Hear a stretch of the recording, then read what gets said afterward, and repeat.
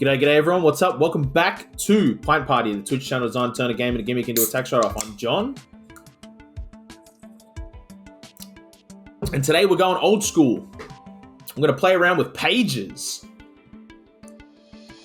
Because this is Exapunks, and Exapunks is set in the late 90s, and the hot tech was pages. Ugh. I'm only just old enough to remember pages. Like, I never owned one. They were long gone by the time I was old enough to even, like, own one. It wasn't a thing teenagers owned, but it might have been. I mean, I have no idea. That's one part of, like, kind of history of technology I don't know anything about is pages. I don't even know how pages work. Because my understanding of them is basically they sent text messages. But they didn't send... But they sent text messages, but they didn't. It's like they would just send a phone number, but the phone number might have some extra numbers with it. And there was a whole, like, lingo associated with that. Like, if you sent 3 threes or something, that meant I love you or something. I don't, like I said, I don't know anything about that. The closest I ever got to a pager was that my mum had one for her work. I can't even remember where she was working at the time. I think she had a government job at the time. Or was she working at a hospital? She used to move around a lot because she did a lot of office work. Because she's like a savant with a keyboard and Excel. I don't remember where she was, but I knew she had a pager, and it was just this little, like, rectangular thing that she would just have, like, on a belt loop.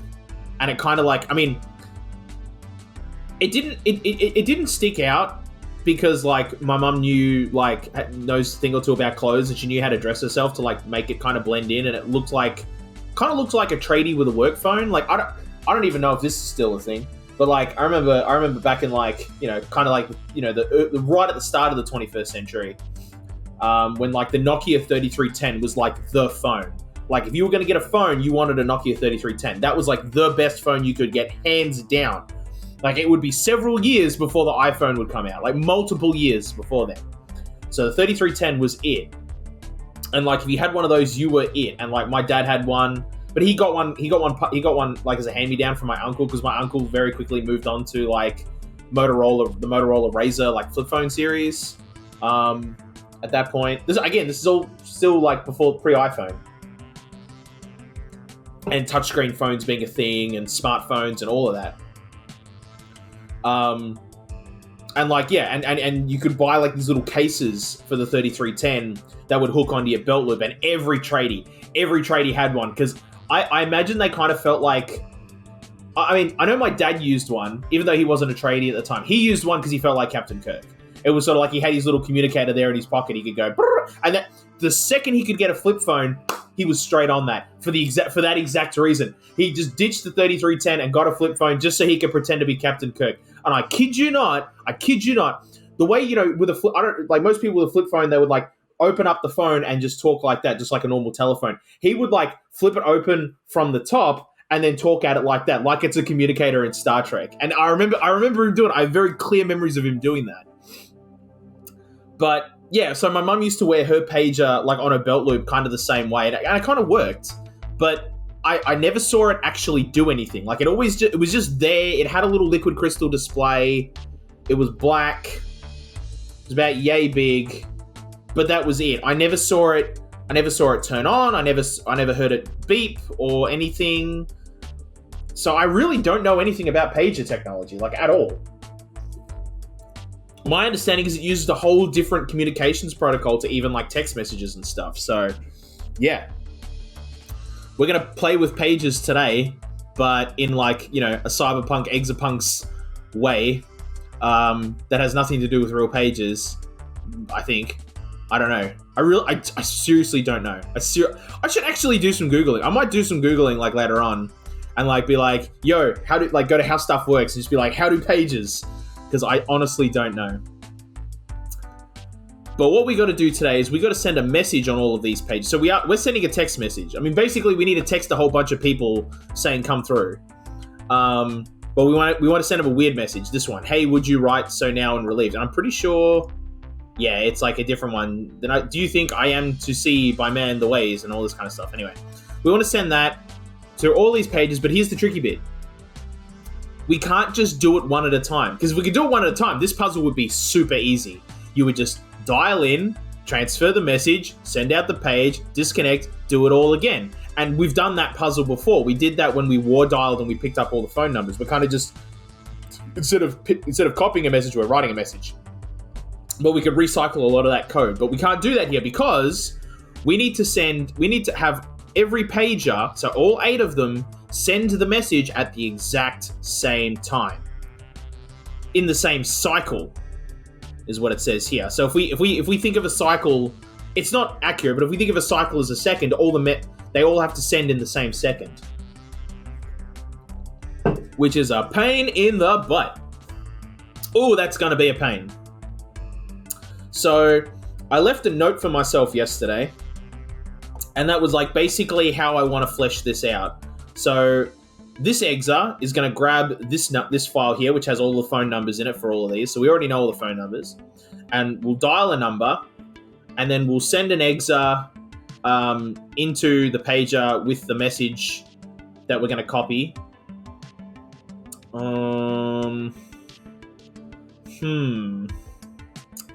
How do we want to handle that? Okay, anyway, we'll figure that out in a minute. They're going to copy that message into data because that doesn't actually send the message. You can copy that. You can like basically preload the data register with a message, and then when you write literally anything to page, then it sends the page. So we can kind of like do some prep work and like get exes in here to like load them all up with a message.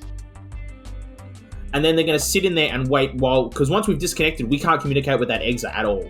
So we have to like basically, we'll have it sit there and wait. And then once we've got all of our exes in a position, once we've got all our ducks in a row, then we'll go back through again, reconnect, and just tell them all, okay, like now here's like, you know, basically think of it kind of like old school TNT, like TNT with det cord. Like we're gonna light one side of the cord and let that and do that. So the tricky bit is figuring out the timings for that, because yeah, that's going to be the hard bit, is figuring out how long each one needs to wait so that they all go at the same cycle.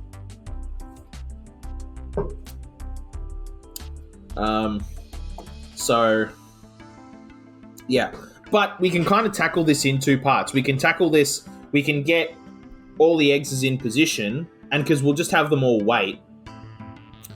And then once we've got that, then we can tackle part 2, which is getting them all to send the message.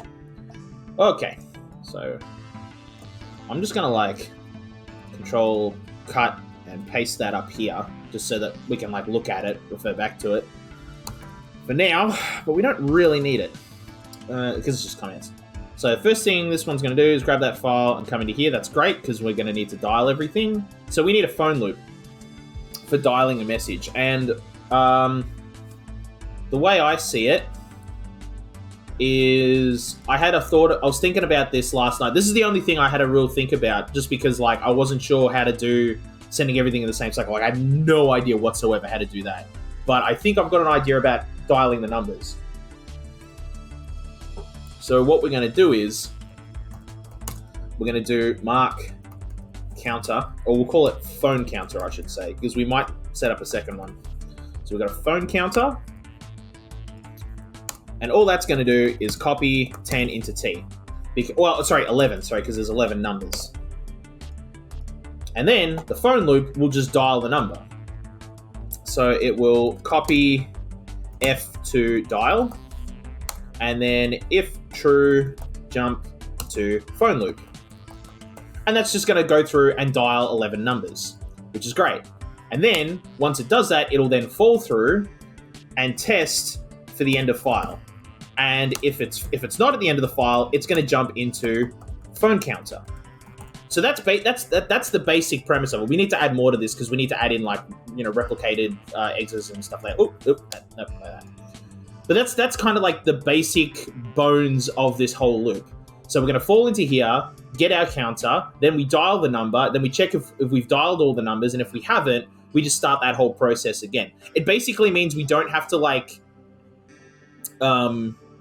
keep track of like where we are in the loop, because once we've like basically reached the end of this, we can fall through and have it go, okay, now we're ready for part 2 of this, which might be the same loop again or something. I'm not entirely sure how we're going to figure that bit out, but we will.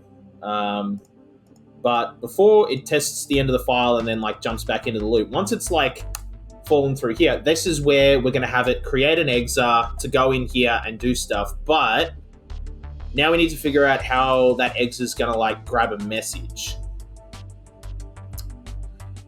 And I'm not sure about the best way to approach this. We could have this exa replicate the exa.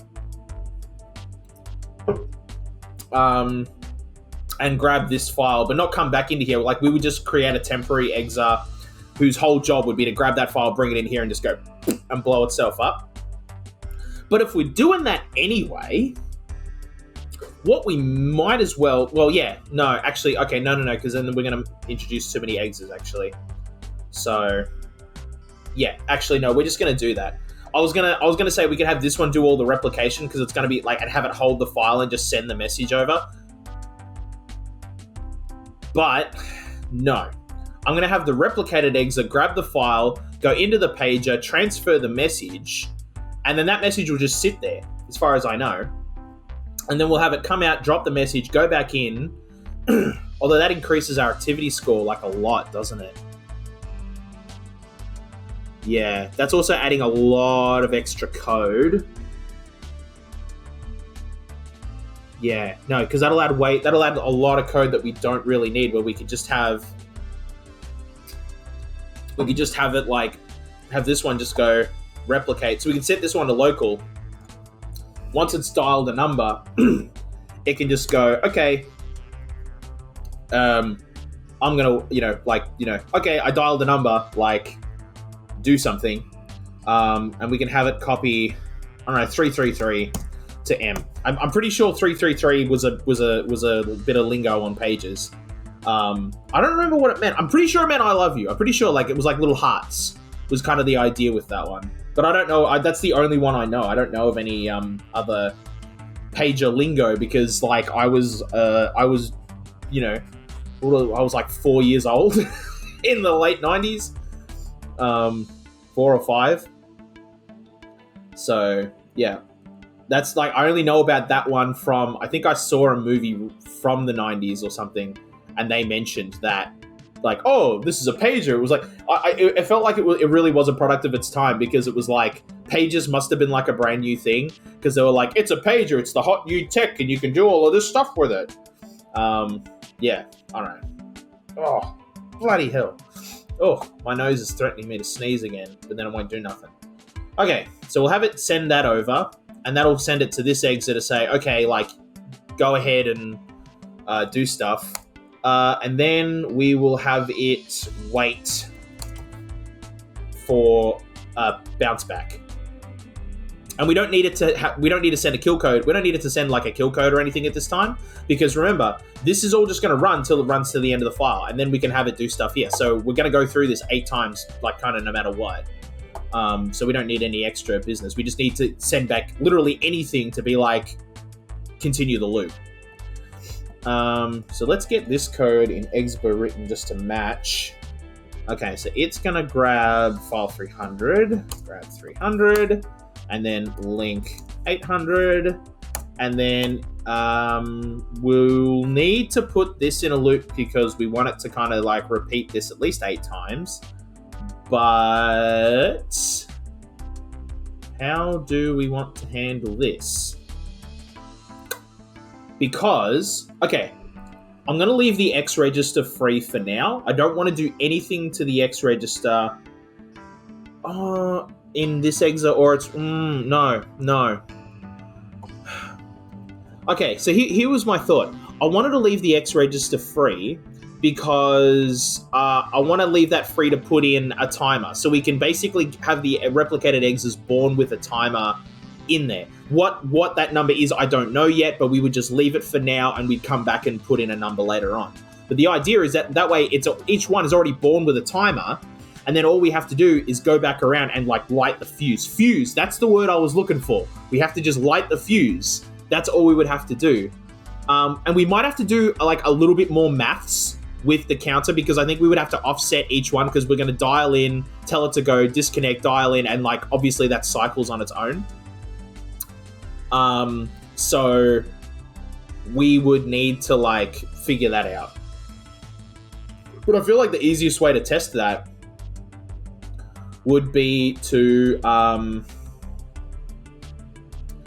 like just create a separate exa, and we would just do like, we just have it dial a number and send a message, and we'll just see how many cycles that actually is, and then do some maths accordingly. But we'll do that later on. I'm gonna put that. I mean, we should really eat our vegetables first, but I don't wanna. I want to eat the steak. We're gonna eat the steak first. Mostly because I know how to eat the steak. I don't know how to eat the vegetables yet. All right.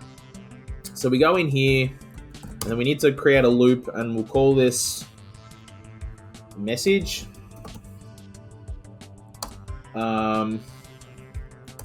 Do we want this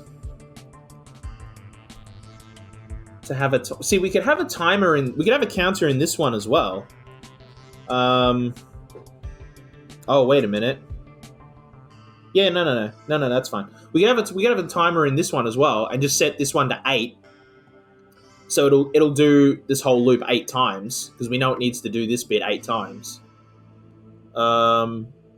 Or would it be better for it to communicate back to this one and say, are we at the end, or do we need to keep going? No, because it's no, we don't, because it's the same value every time. As far as in every single test, yeah, it's always going to be 8. So yeah, no. That's just extra testing we don't need to do. So yeah, we'll just copy 8 to T, and that'll be our, like, basically our timer for, or our counter for knowing where we are in doing all of this. But it also means that we have to means we can't do any testing though. And I do want to do a test EOF, because I want to be able to, I want to put this into a nice neat little loop. Okay, no, we won't. We'll do a check, just because I want to keep the T register free to do this stuff. Because that would just be, that's way less code to like do that, as opposed to creating a macro and replicating it 8 times. No, well, we can't even do that. We can't even make a macro, because we don't know how long this message is. It's different in every test. So because this needs to be different every time, we need to test against it. So yeah. Yeah.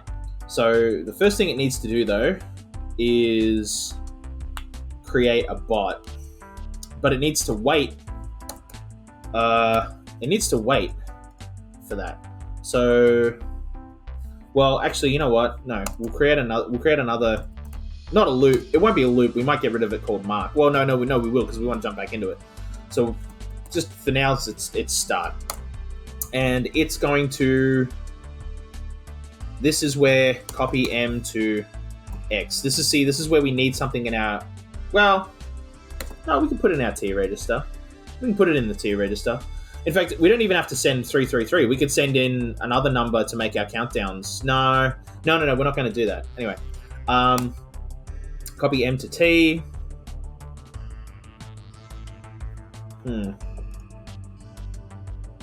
Hey, Kronos, what's up? Exablaster sour pies.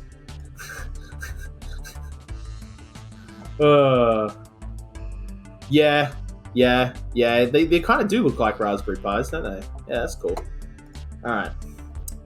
Or is that actually the name of the pages in the Exapunks universe? They're called sour pies, because that's cool. I like that. From Exablaster. Oh no, sorry, from Tech, but it's the Exablaster range. You know, like I get a real like Republic of Gamers vibe from it, from Exablaster.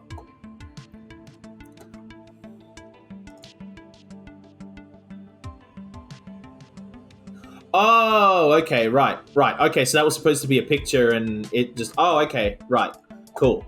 Yeah, well, yeah, that's right. Yeah, just, you know, yeah. Get all your audio and communications needs from the Exablaster series. So what we might do, instead of sending 333, because we're going to put it in the T register, we'll send 1. And if it's true, it'll jump into message. So that way we can just send over a 0, and if it is, it'll just fall through. So we don't have to do any testing at all. And we will jump to like an end or something. We'll put in a placeholder for now, but we'll figure that bit out. What it'll jump to if it doesn't, like basically, well, we'll need it to like light a fuse, so we don't want it to jump to the end. We'll need it to do something else, but whatever. Yeah, I know that feeling, not being able to sleep. That is kind of like, that is the one curse of my life is sleep. And it's like, it's one of 2. The other one being that I always lose socks. And I don't mean like a pair of socks. That'd be fine. I only ever lose 1 sock at a time, which sucks, because then it means that I've got like an uneven number of socks, and it's just annoying. And so I've had to develop like a whole process for managing my socks. Like, it's insane. But that and sleep. I always struggle with like going to bed, and always have done. Even ever since I was a baby. Like, my parents used to tell me, like, you know, most babies would go down for a nap in like the afternoon, and then they might get up in the middle of the night for a feed. Me, nah, none of that. I'd be up till 11 o'clock at night, but on the plus side, I would sleep the entire night, and then I'd be up again at about 7 o'clock in the morning. So, I mean, you're not getting up in the middle of the night for the 3 a.m. feeding. That wasn't a thing for me as a baby. But you do have to wait until like almost the middle of the night before I go to sleep. So that was the trade-off. And it was one, my mum was like really chill with it. She was like, you know what? Like, that was a good trade, because that meant I got a full night's sleep, you got a full night's sleep, we were all good. Dude, that sucks. Oh, yes. Good moment. Good moment with the puns. Yes. Yeah. No, it does suck. It sucks hard. Oh my God. Yeah. Like, yeah. And again, that was a thing throughout my whole life. My mother, one of the nicknames she had for me was Johnny One Sock, because she would swear black and blue that she would have put 2 socks on me, and like, I'm like barely able to walk at this point, so I'm like, what, 18 months old-ish? Or even, no, even before then, even when I was just crawling, I was like a year old, and like, she would dress me and put 2 socks on, you know, and be like, yes, I'm a good mother, I have put like clothing on my child, and then like, she would turn around for like a second and come back and there's a sock gone. Only one, and it was never the same one. It's never like I had a preference for like, I didn't like socks on my left foot or something like that. No, it was a different sock every single time. There was just no rhyme nor reason to it. Like, I have for some reason, like, my relationship with socks is rather strange, and it always has been my whole life. There's probably a Doctor Who episode in there somewhere. All right, so we got this, so we copy that. We test if it's true, and if it is, then we go into here. Otherwise, we're going to skip to... Well, this is just a placeholder. We won't skip to the end. We'll skip to, like, light the fuse. Because because they're both going to do 2 separate things. Like, this one is just going to send this message, but once the message is sent, when we talk to the exes in here again, we don't need to send the message again. We need to send over a timer, which we could hard code and then do maths on for every single iteration of the loop. That's where we kind of keep our X register free for that point. But for the message point, we can just fill the X register with... We don't need to fill it with this, but we can do stuff with it. Yeah. Anyway.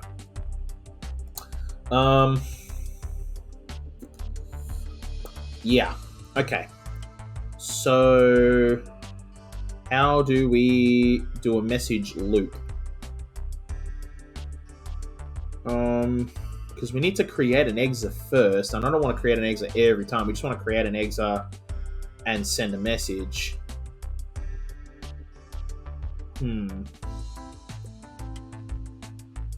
Well, I mean, we've created a whole bunch. We've always, we create pre-steps all the damn time. Well, no, we'll just call this one... Yeah, you know what? We'll just call this one... exa page. Or whatever. And this will be the replication step for rep page. Rep pager. All right. Which we then need to put in somewhere because otherwise it's going to freak out. And I want to call it rep pager. No, I'm going to call it rep beeper, just because it's easier to read. And beeper was another word for pager. That one I know from like, in my opinion, one of Steven Spielberg's masterpiece films, which I don't remember the name of. Damn it! The Tom Hanks romantic comedy about the airport. Crap, I don't remember that movie. I don't remember the name of the movie, but it's a great film, honestly. Like, I mean, I'm not a big romantic comedy person, but like, damn, that movie is good. But I mean, that's what happens when you get Steven Spielberg to make a romantic comedy. Like, he knows what's up. Okay, the terminal. That's it, the terminal. Yeah, they called it a beeper in the terminal. I think that must have been an American thing. Okay, so we do that, and we make the thing, and then we're going to give it a message. And so it will just copy F to M, test EOF, and if false, jump back into message. That way, it'll just send all the way through. And then once that's done, we'll need to send over a signal, because this one won't know if it's it's got no way of knowing if it's at the end of a message or not. So we'll have to then copy over, like this one. No, we're just going to send over 1 and 0s again. Yeah. Oh, this is dope. We will copy... Oh, hang on a minute. Do we want to, though? Because is this going to be a word every time? Like, if there's any numbers in any of the messages, we're kind of boned. Not really, but... No, it's just going to be text every time. By the looks of it. I don't know. I'm not seeing any numbers. Yeah, it's just text. So that's cool. We can send an integer and it's not going to be a problem. So we'll probably send over... we'll send a 0. Because that'll be... That means it'll then trigger false and then fall out of the loop, which we'll put into here. Man, since I learned that trick, it's handy. Oh, that's going to save us so much code. Okay. So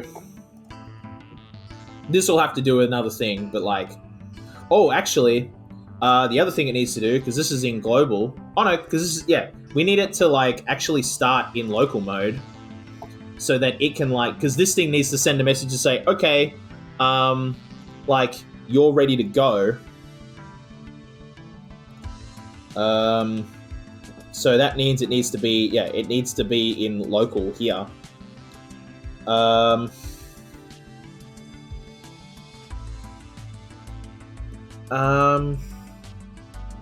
But then it needs to go global, and I'm just wondering where the best place to put the mode is.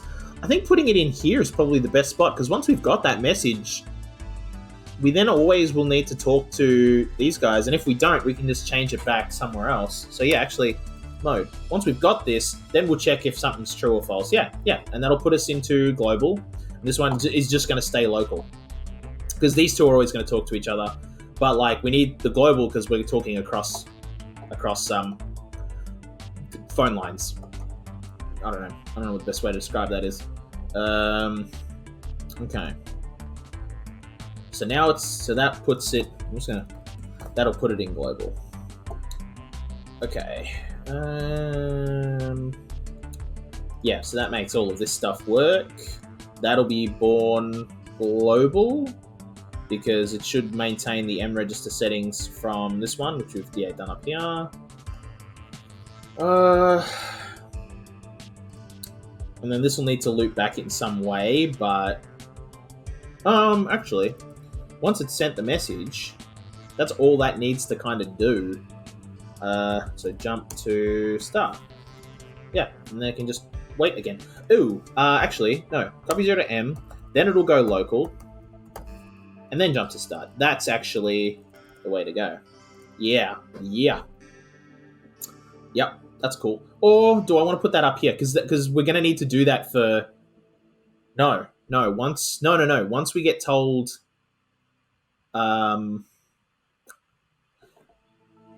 yeah, actually, I'm going to put it up here because once we send over the go signal to say, okay, light the fuse is what we're calling that step. Well, it'll fall out of this and then go back into here anyway. So, but whatever. We may as well just put it up here. That's just neat. No, but it's going to be born local. No, we can't do that. No, we can't because that'll screw up our first... Well, no, it won't.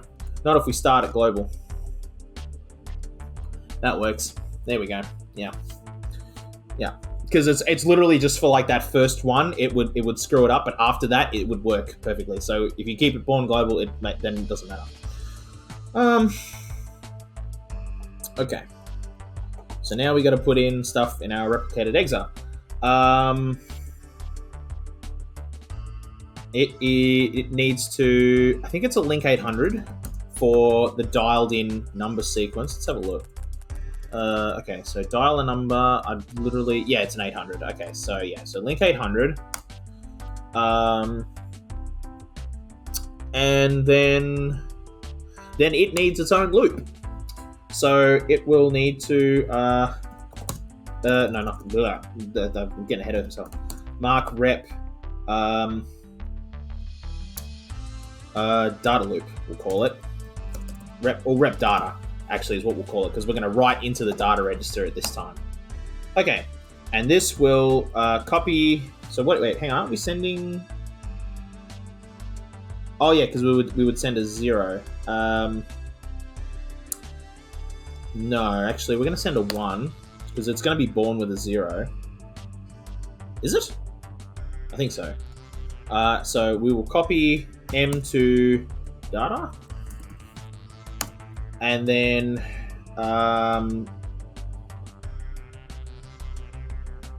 yeah, because if it's born with a 0, it means it'll be false.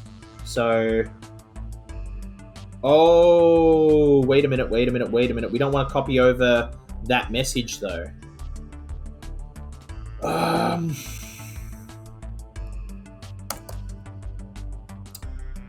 Actually, that's fine, because what we'll do is if true, jump to end. We'll just have that do that first, which is kind of wild. But if it's a 0, it'll mark false and fall through and copy whatever's in its M register. Oh, wait a minute. But it's not going to get anything. It won't get something. Okay. But no, hang on. So what we want to do is copy M to T. And if true, because it's looking for a number, and if it's a keyword, it means it'll always equal false, so it'll always fall through. But if it's true, jump to end, because we'll send over a 1 at that point. Otherwise, it falls through, copies T. Oh, wait a minute, this might screw it up. I don't know. Let's try it and let's see what happens. Let's experiment. Let's do some science. Otherwise, copy that into data, and then just jump back into the loop. Let's see what that does. So we're going in here, styling a number. Okay, and it goes. Oh, what? Why are you? Uh-oh. Oh, because we didn't put in a counter. Yeah. Copy F to dial. Subtract from T1. Write that back into T. There we go. Now let's see. Okay, so now, yeah, there we go. 6, 5, 4, 3, 2, 1. Fall through.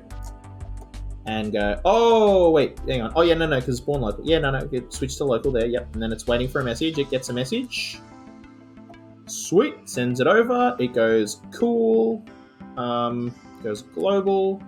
It is true, so it will jump to message. So it should... Oh, whoops. We don't want it to jump to message. We want it to jump to Exapage. Because we have a pre-step now. So we'll just now skip to here. Do that. Oh, what the heck? Oh, right. Yeah, okay. Sorry, no, we need to do this. Okay. So we do that. Skip to Exapage. So it skipped over that line. Good. It means it worked. Rep beeper. Oh, but it's C because it's born with a 1 in its T register. That might be a problem. Maybe. Let's see. Okay, so now it's going to link over. Okay, no, because it's going to wipe out whatever's in there, because we're going to send over something first. Hey. Okay, so now it should fall false. Out of instructions? No, it marked it as true. Okay. So maybe then we'll just send over a 0? No, we'll send over a 1. Then that still works. Okay, so let's try this. Okay, so we get to here.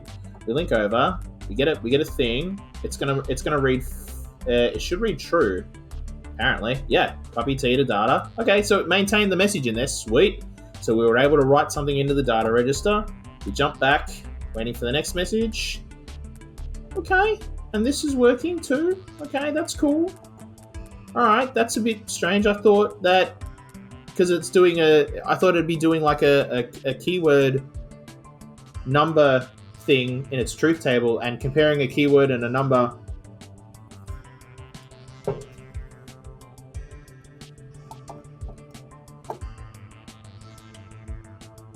T isn't 1 or 0, it's yeah.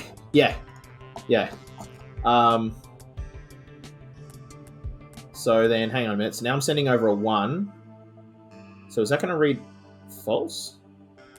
No, it's not. That's what I thought. So actually, no, hang on a minute. So we just send a 0 then.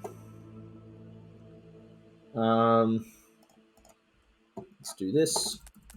We'll send over the message, which you write. So now and relive. Okay, so now it's getting the last 2 things, and then it should get a 0, which makes it read false. Runs out of instructions and blows itself up. Cool.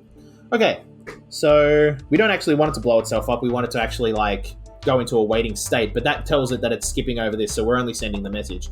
Okay, that works. Not sure why. It must be anything other than 0 is reading true in the T register. So that's fine. I just have to keep that in mind. Okay, so we were able to send a message. We're able to get the message and write it into the data, which is great. So we don't want it to jump to end. We want it to jump to like a wait. So mark rep wait. Now when we get the counter, I'm not entirely sure. Oh no, because we're going to get it afterwards, because that's when we're going to hard code that value in like here somewhere into like one of these methods. So we'll just have it wait. So okay, so then it goes into false jump to rep wait. Or do we want to call it rep wait, or do we want to call it fuse? I was going to call it fuse, wasn't I? We'll just call it rep fuse. Now I'm getting kind of Mission Impossible vibes, because I'm just thinking about the fuse from Mission Impossible. Dun, dun, dun, dun, dun, dun, from the first movie. Man, it's funny. My relationship to those movies is so strange. I used to I did not like the Mission Impossible movies. And then I actually finally had the opportunity to sit down and watch them in order. And the first movie was pretty good. The second movie was not great. The third movie was utter trash, which really annoys me because it's the only one set in Australia, and it's wicked to watch as an Australian, let me tell you. Because the big climactic car chase scene at the end of the movie, the bad guys all jump in there hold Commodores and drive off, and I'm like, mate, I've seen Bogans in Frankston driving those cars. They are not luxury cars. Although I think actually at the time they were technically luxury cars. But the only time I ever saw them growing up is when they were old beat up bombers. Yeah. So that was pretty funny for me. But then after the third movie, they get really good. Because they just go, let's stop trying to put drama into these movies, and we'll just make it the Tom Cruise does stunts hour of power. And when they did that, they became really good movies. So yeah, I'm getting Mission Impossible vibes from all of this. God, I hope they make another one. I don't know when they will, but yeah, those movies just get more and more insane as basically Tom Cruise progressively loses his mind in every movie. He's like, yeah, sure, let's jump out of a helicopter while it's moving. Oh, and there'll be nobody else in the helicopter. I'll pilot the helicopter and then I'll jump out of it. Oh, man. Tom Cruise Stuntman is a pretty good timeline, I'll tell you. Okay. So now it falls into the fuse. What's the fuse gonna do? Well, it doesn't need to loop. It just needs to wait. So it'll copy.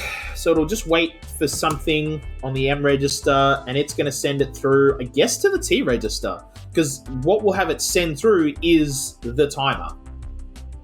Which is why we're gonna call it rep wait. Actually, because the timer will be a separate loop. So rep wait. And then once it gets that timer, mark rep fuse. And this will just literally just be like subtract from T1, write that back into T, and if true, jump into rep fuse. And it will just like do that until it reaches 0, falls through, and then it will copy. At this point, it's just, I'm pretty sure, by writing a value to each page register in the same. Yeah, so it doesn't matter what the value is. So we'll send through 333 because it literally doesn't matter to page, because that just tells it to blast off the page. Yeah, that bit's actually like really, really simple. That's all that kind of needs to be. It just needs to like count down and then do that. And then then it can just go to the end and go and blow itself up. And that's great. That'd be wonderful for us because then it leaves no trace. Okay. All right, that works. But again, we need to figure out what this number is. But we're going to do that later. That's the vegetables. We're still eating that steak. Oh, that delicious steak. We're still in the meat. This also will need to like do something. Maybe instead of doing a void M, no, because we need to do a test EOF. Right, yeah, because then it's gonna fall through once it's dialed all the numbers once.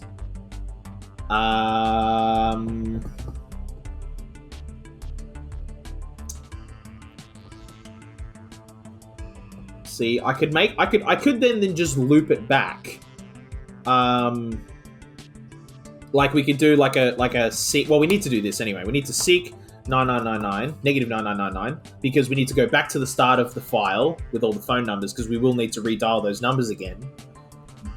But can't copy anything into T.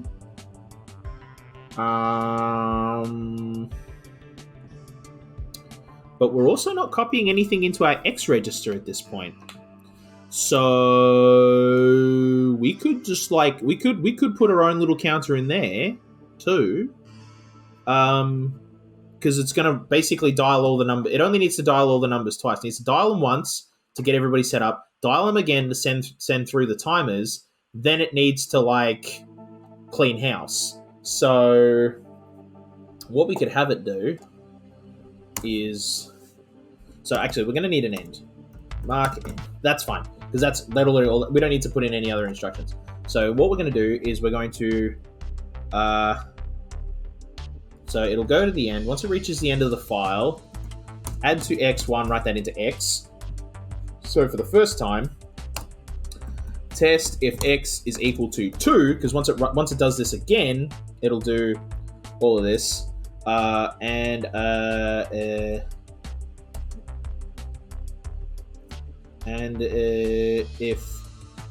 if true, if it is true, jump to end. Otherwise, go back to the start of the file and jump into phone counter. There you go. Did I spell that right? I did. Okay, so then we can do the whole dialing sequence again. Cool. That one's really, really simple. Sweet. And then no. So the end does need an instruction. It will need to wipe the file it's holding and then halt. Just to like, otherwise we just need to delete that file.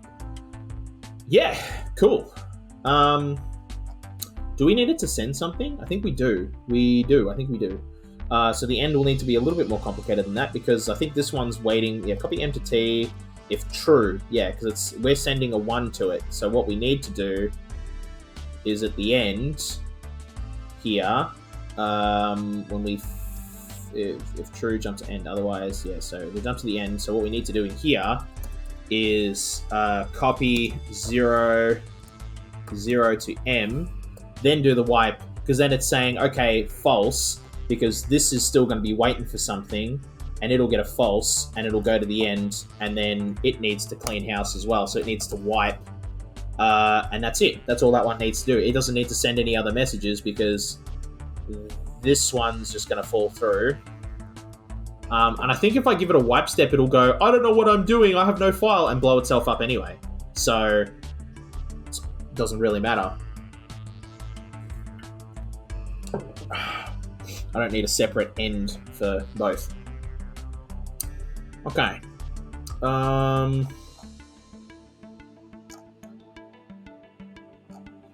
So that should dial twice. And then that's doing that. That's doing that.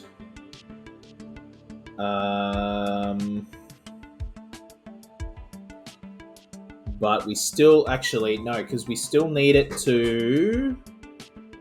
We need to set up a second one for the fuse, and so maybe we put the wipe step actually there, because once we're ready for the fuse, we're not sending any more messages. So instead of having that here, we'd put that, kind of in another step. Okay, let's see. So, test DOF. Otherwise, it sends that and then jumps back into start. So actually, I don't want it to send a 0 here. I want it to send a 0 here. Yeah, I think so. So copy 0 to M.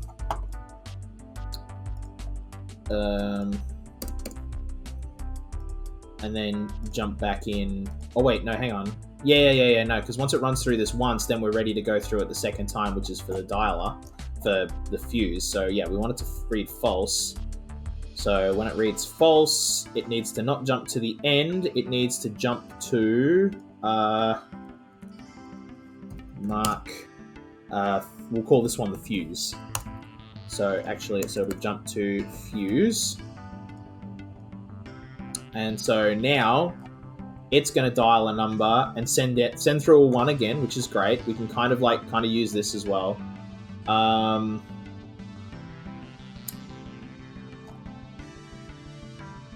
But we want it to stay in here because we don't actually want to go back up to here, because we don't want it to kind of run through this again. That's kind of useless. So all this, and also all this has to do, it doesn't have to replicate any exes either. It just has to send a message. So it needs to copy, and then this needs to be a value. But wait a minute, because we're not. We went local, then we went global. Okay, so no, we went global there.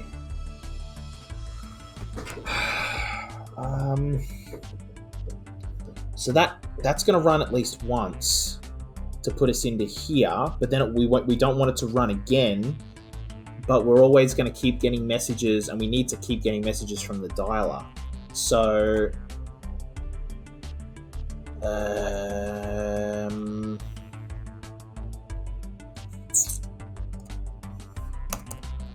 you know what we're going to do? Mark light.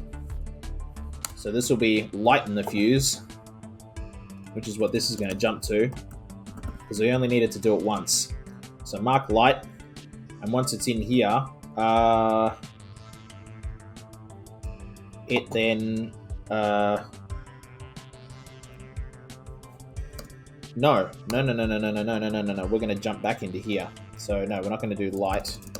When we go fuse, we're just going to skip it once for the first time. But for every other time, we need a number. And so we're going to copy M to T. And if true, jump to fuse. Otherwise, now we can have it more or less clear house. So, yeah. Well, yeah, so we will have wipe at the end, actually. Yeah. Why not? Because we want this to make it nice and loopy. So copy empty T. If true, jump to fuse. Otherwise, it will jump to end. Yeah, that's all that needs to be. And yeah, cool. Then it will send that over. And then it needs to, because it's global. Oh, right, of course. So this is going to go global, go into here. No, because this is going to go global and jump into here. So we want to go local here, I think. And then do this. If true, jump to fuse. Yes. And then go local in. We'll go global in here. Yeah, actually. Yep. Send that over. And it'll only send to one exit because there'll only be one active connection. So we don't have to worry about managing any of that. That's already being managed for us. And then it just jumps into light. Now that number is incorrect. We need to change. We'll need to do. We need to do some maths here as well, like before we jump to light, because we need to copy that over. Well, oh, yeah, no. Okay. So what we need to do is, well, we could start with that value because we're not doing anything in our X register at all. Yeah, so we could copy that into X right up here, and then what we're going to do is just copy X to M, do the maths on it, jump back into here, and then that'll always kind of go down with the offset for every cycle. Yeah, okay. So let's make sure that all our ducks get into a row first. So where would we need to skip to? Here, I guess. Oh. Why are you going to there? I want to go to fuse. What the heck's going on? Oh, no, something broke. Something broke. Why is something broken? That's fine. Wait, why is that? Oh, right, it's being born with the thing, and it doesn't matter. Yeah, that's waiting. That's fine. That's what we want that to do. What's this one doing? That's waiting for something. What's this thing doing? Oh, they're all waiting for something. Oh. Okay. So it sends that. Okay. So once it sends that, then it waits for a response. We do this. Oh, because I think we're still local at this point. No, we're still global at this point. So, yeah, okay. That's okay. So we can't do this up here. We gotta do it here. Wait, so that'll then actually make it global. No, that'll make it local. It will, yeah. Yeah, because local's in here, global's everywhere else. Okay. That should now work, I think. I hope. Nope, it broke again. Wait, why is it breaking again? It broke again. That's trying to send something over local, and this is set to global. Okay, hang on. Alright, let's dial the number. Let's go through this. Okay, so it's global, and it's local. Oh, okay, yeah, right. Because I think it's now being born global, and we actually want it to be born local. Wait. Yes, that should now work. Okay, so it sends something over locally, it goes cool, it goes global. Yeah. Now it's... Yeah, okay, and then it sends over a message. And then goes... Oh, no. We don't want to jump local there. No. Because we need to send over saying... We need to send to that replicator, wait. So that's the wait step. Then we go local, and then we need to do another copy but it can be literally anything. So whatever, 333 to M, jump to start, and go back through. Yeah, because then it says we're ready to receive more information. Okay. Alrighty. Yeah, so we're gonna go here. Does its thing. It does its thing. Okay, so that's all communicating. Okay, and then it says you're done, so you can go ahead and wait. Yep.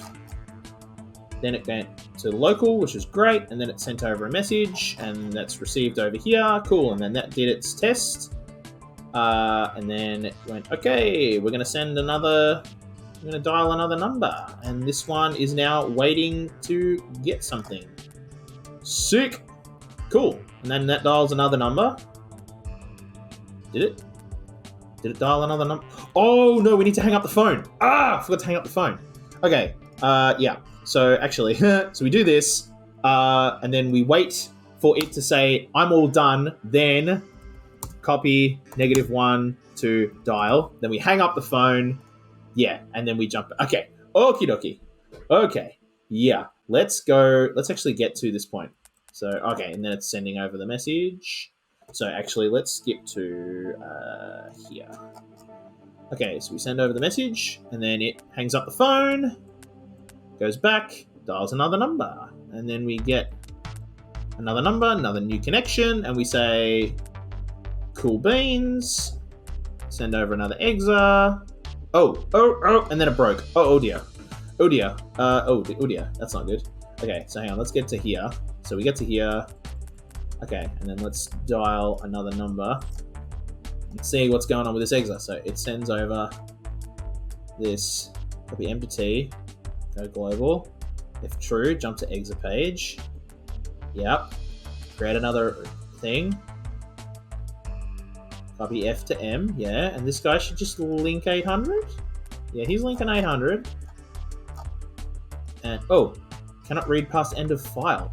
Ew! Yeah, right, okay, we forgot to reset that too. That's a problem.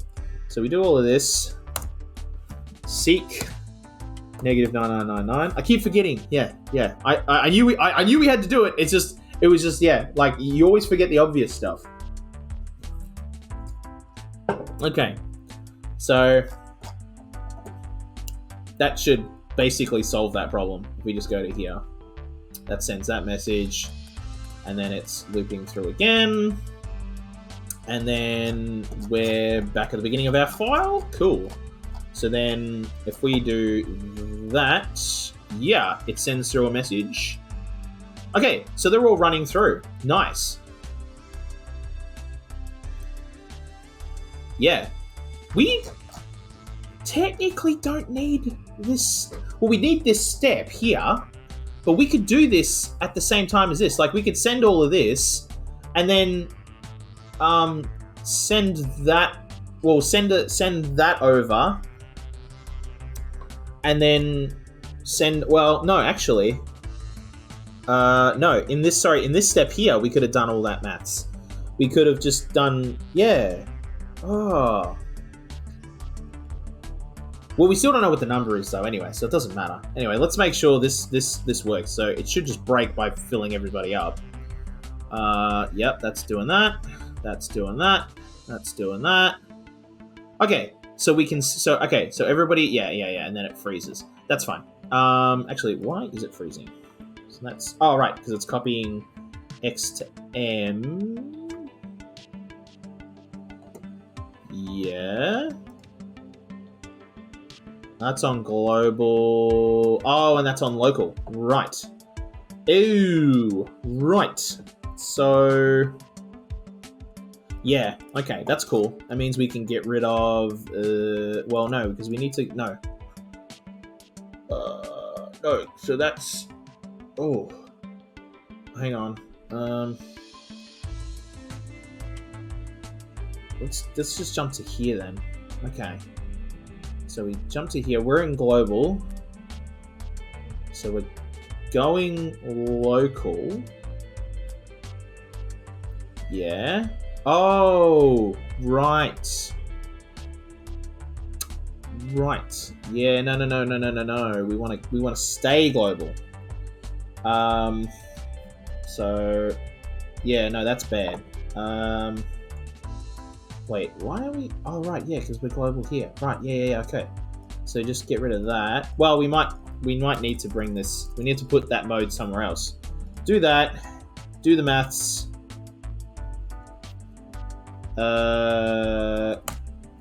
Mode again to go local here. And then jump back in to light, which is automatically going to make us local. That's the very first thing it does. So, yeah. No, it's not. It's going to make us global. That's going to make us global. Yeah. Mode. Well, hang on a minute. Then that's bad. That's still broken, I believe. So we're local right now. So that's made us global. And we can't send a message because the rep waits. Wait, why is that there? Oh no, did it send the message? Copy M to T. Oh, it's waiting for something to come back? Wait, what?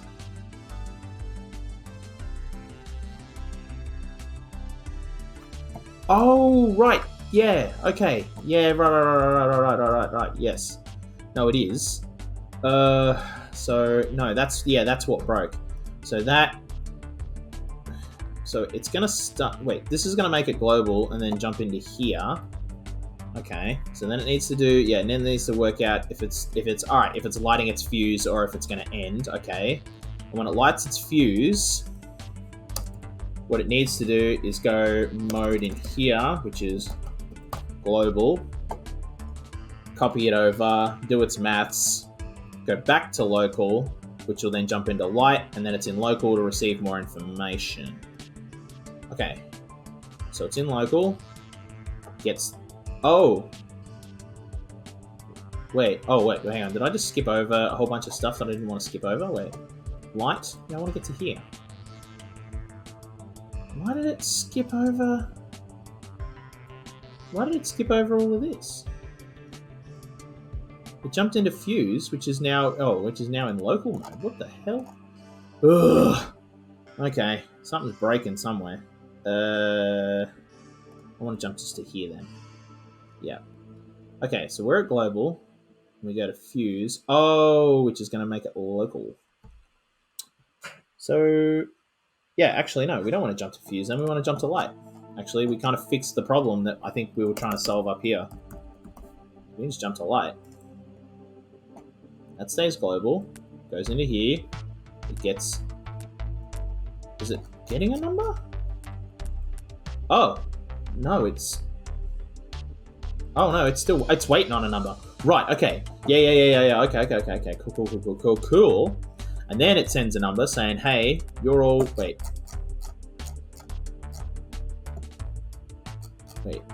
what are you doing? Copy M. Yeah. Oh, but you're on global. Yeah.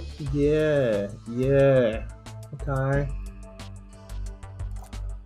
Okay. So you actually need to be... So, yeah. Okay. Oh, right, of course. Because this doesn't need to run the first time. It can just... Yeah, no, sorry. So it does need to jump to... Well, no, because it got a message. That's right, it did. It got a message. So now it needs to get another message.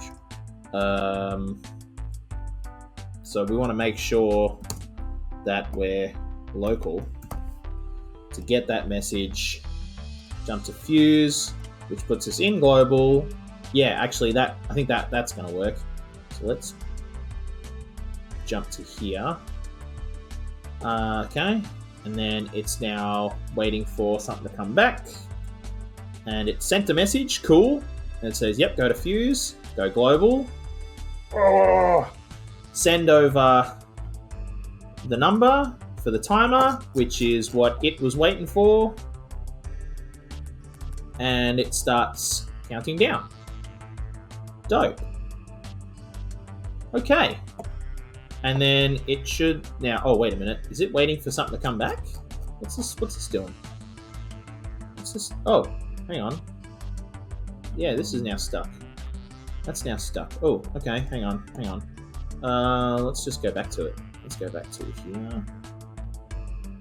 Okay, so we're in global. We go local. Oh, what the?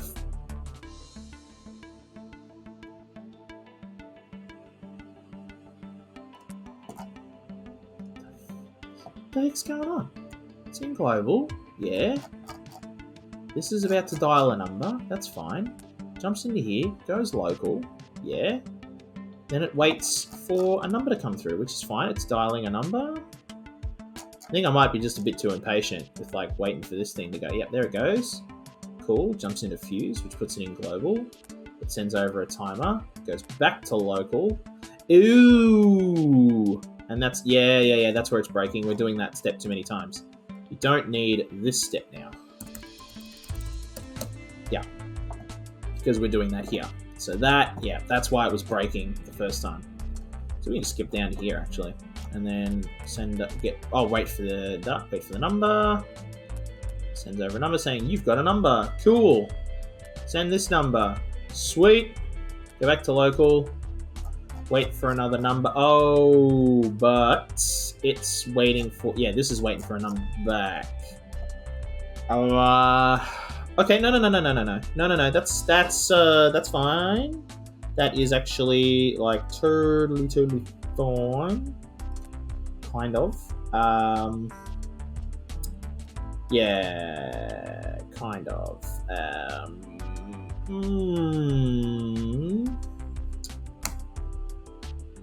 So we do need to go local here. This is an extra step that's just extraneous that I can't be bothered figuring out how to do.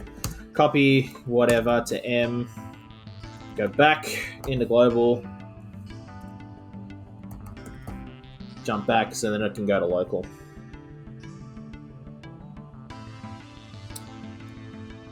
There's probably a better way of figuring this bit out. Because it's going to start global in here, and we need it to go local for that first run. But literally just for that. Well, no. This works. I think this is going to work. Alright, let's do this. So it does all of this. Waits for a number to be dialed. Cool. Sends over the timer. Goes back to local, says, hey, we're ready for the next number. And then jumps back into here and waits for another number to be called. Okay. So then, yeah, okay. So let's do all of this. So then all of them got sent. Oh. Wait, hold on. Oh, right, yeah, no, they're all timing. Oh, so XB is here. Wait. What's this one? That's the one with the message. Oh, so it didn't get a kill code. Wait, why didn't it get a kill code? Because we're sending it here for some reason. Why are we sending something here? Oh, right, we're saying jump, right, we're lighting the fuse. Okay. So we need to actually do that, basically that step again here before so that it'll blow itself up. So, okay, so let's just skip. Can we skip to here? No. Can I skip to just here then? Yep, okay. So then it's waiting for a number, so it gets a 0, which means it's going, wait. Yep. No, it went false. Yep, cool. Oh yeah, because that blew itself up. And then it jumps to the end, where it then wipes its file and runs out of instructions. Sweet! And then they're all going to count down. Okay, so now literally all we need to do is figure out what the number is. Figure out the number. And that's it. So everything else we need to do is this bit, which is our countdown. And our and then do the maths on that. Okay, so so it's per cycle, and each line of code is a cycle. but it's got to kick off from when the first one starts, which is here. So let's go to here. Okay, so it's going to go, and where are we at? 711. Okay, I'm actually going to write that down in a notepad file, because I feel like this might be helpful to keep track of. I'm just going to make a teeny tiny little notepad file. Don't need a big one, just need a little one, which I can then conveniently stick right here just above the chat. So 711 is where we're starting. Okay. And so then... Are we starting there? Wait. Okay. Oh, wait a minute. What the hell happened there? Why is that? Oh, because I wasn't... Oh, God. Hang on a minute. Let's go back. Let's do all of this. Yeah, because I didn't have the screen active. Okay. So, copy X to M. Wait a minute, let's just make sure I didn't... Yeah, I did just tab over a whole bunch. Okay, now we're going back into here. So that's going to send over next to M. So that should then, yep, send that over. Okay. And that's lighting that fuse. But that fuse, copy MT, is 1, 2, I believe. So by 7:13... Okay, so 7:13, the fuse starts. Okay, so 7:11 is when we send message, and by 13, the fuse is started. Okay, right, and then, so we've sent the message, we go to local,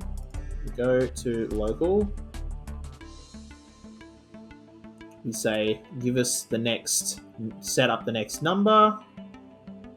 We go back into this, and we do, okay, and then we go back up to here, ready to receive another message here, at this point. And that's at 7:19. So at 7, actually, you know, I'm just going to, I've been hitting tab a bunch, apparently, inside my little window, and that's kind of freaking it out. Okay, that's better. So by 7:19, we're waiting for next number. Waiting for next dial. I just want this all to be on one line. Okay. Give myself a little extra room. Okay, and then the dialing sequence is between 7:19.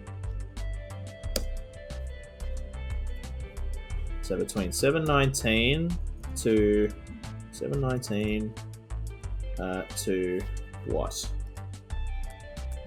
we're dialing.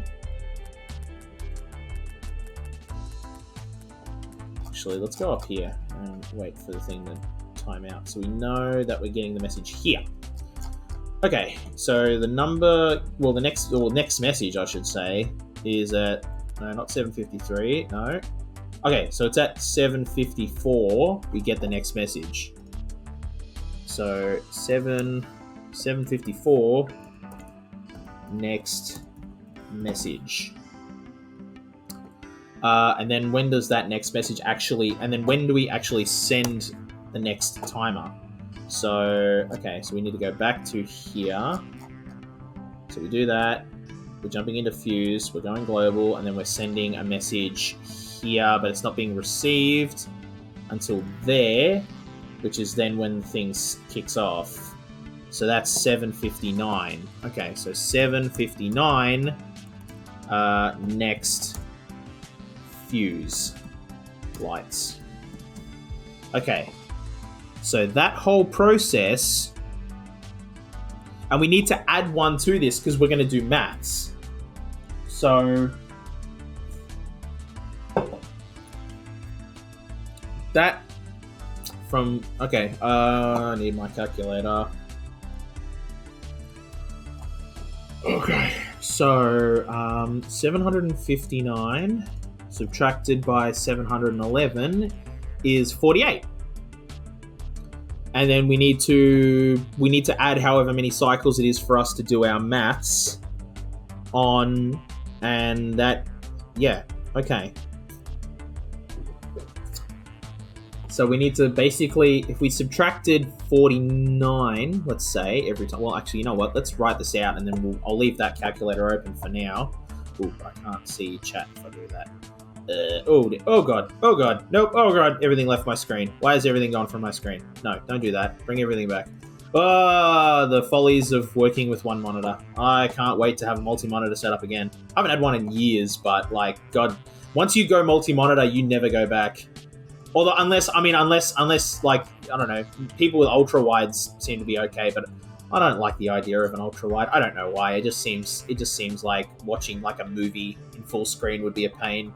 Or you'd have like giant black bars, and I don't know, it's no different to the cinema at that point, I guess, but anyway, it doesn't matter. So, we're still at 759. So that's XB, it's there. Okay, so we need to do all of our maths in here. So we need to close all of this. So we do the maths in here. So, and that'll be, I think that'll just be subtract from X 49, because we're adding 1 to it, and write that back into X. And that's all that needs to do, is to just create, so that's the offset, I think, is 49, because remember, we're adding 1 line of code now. Although, actually, we're not, because it's going to run through that for the first message. So that's an extra line there. And then it's an extra, from the next fuse lighting, it happens before the next fuse lights. Yeah, so it is only 1 line. Okay. Let's see if that works. We might have got our maths wrong, but I hope not. So let's just send it and see what happens. So we're dialing our numbers. Yep, getting all of our ducks in a row. This bit works fine. And they're all happy little lambs waiting. And then we light the fuse. And it's sending in different numbers every time. And then they're all waiting. And we're going to wait like a while. We could probably change this. I mean, I set it to 9999 just in case. But look. We're going to be waiting for bloody ages. So, actually, you know what? Let's do 49 multiplied by 8 is 392. So, do we want to make them wait 392? So, you know what? No, because then the last one. No. I still want a little bit of wiggle room. I still want a few cycles for things to like wipe. So yeah, let's make that 400 then. So copy. So instead of doing 9999, we'll copy 400, and that way we're not waiting around for bloody ever. But all the fuses light and all the maths comes out. So now the last one should only get. Well, the last one will have a countdown. So this one here should only get 8 in this new setup. So it gets all of its ducks in a row.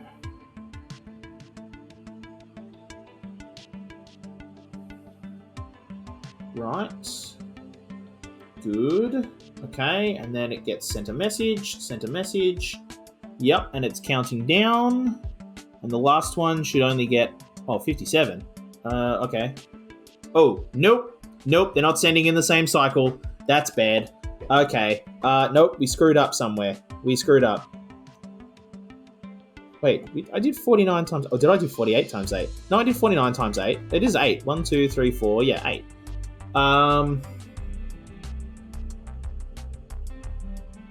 So... It's sending the first one 400. That's what I want. Maybe it isn't. Maybe I actually want them all to like... Well, no, because I wanted to have... That one was going first. They're not all going at the same time. Maybe, actually, what we do, you know what we need to do is maybe just make it a 0, actually. No! Oh my god! You know what we need to bloody take into account? I think I know what it is. Oh my god. Is it's going to run through this. Once it reaches, it goes 0. So that's adding 1 to there. And then it checks this. And then it does this. So we need to add, so 49, 50, 51. And then at 52 it goes. So it's actually 52 times 8 is 416. Okay, so let's make it 416. We're not that far off in our maths. 416. It might be 415 actually. But let's try this. Okay, let's try it again. Well, you know what? What am I doing? We can just fast forward this. It's like, yeah, we get it. We get it. All right, run to here. Just do that really quick. Okay, so now we're back to here. We're at 416. So now we're sending our fuse. So the last one should just receive a 0 and they all go. No, but they're not. No. See, now they're all going one at a time again.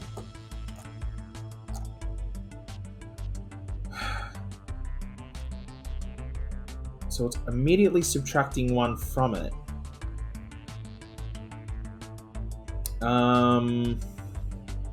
So maybe we just actually, we needed to add 1? Did we need to add 1 then? Or do we, no, I think we need to subtract 1. Yeah, oh, where was it? Bloody hell, yeah. So let's make that 415. See if that makes a difference.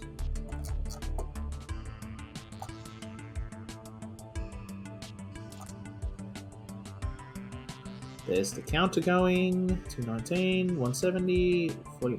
Oh, wait a minute. I haven't checked out my offset. I haven't changed my offset. Ah, that's the problem. That's probably the problem. Yeah, because it's not 49. It's now 52. That's probably the problem. So it probably wasn't this. So let's make this 416 again. Okay, let's account for that. Okay. Everybody sends over. Everybody, yep, everybody's getting a 104, 52. No! Damn it! So they're all going at different times again. Where's this one? Where's it? What are your time? Your timer's at 12. And your timer is at 41. Wow. Oh, that might be helpful, actually. What's the offset between 12 and 41? That actually might be really useful. Okay, 41 minus 12 is 29. So they're all out by 29 cycles.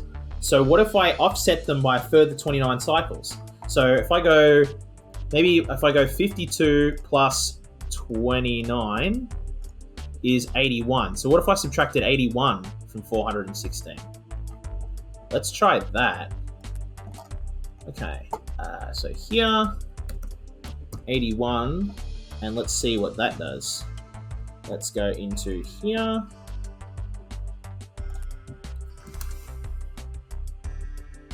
Have them all count down. No, that one just went boom immediately. What? What? Oh, because now we're getting negative values. Oh.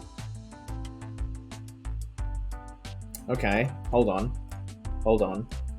What if it's actually 81 times 8 is 648. Okay. So we're going to do that, but then we also, let's change this to 648. I don't have confidence that this idea is going to work, but it might.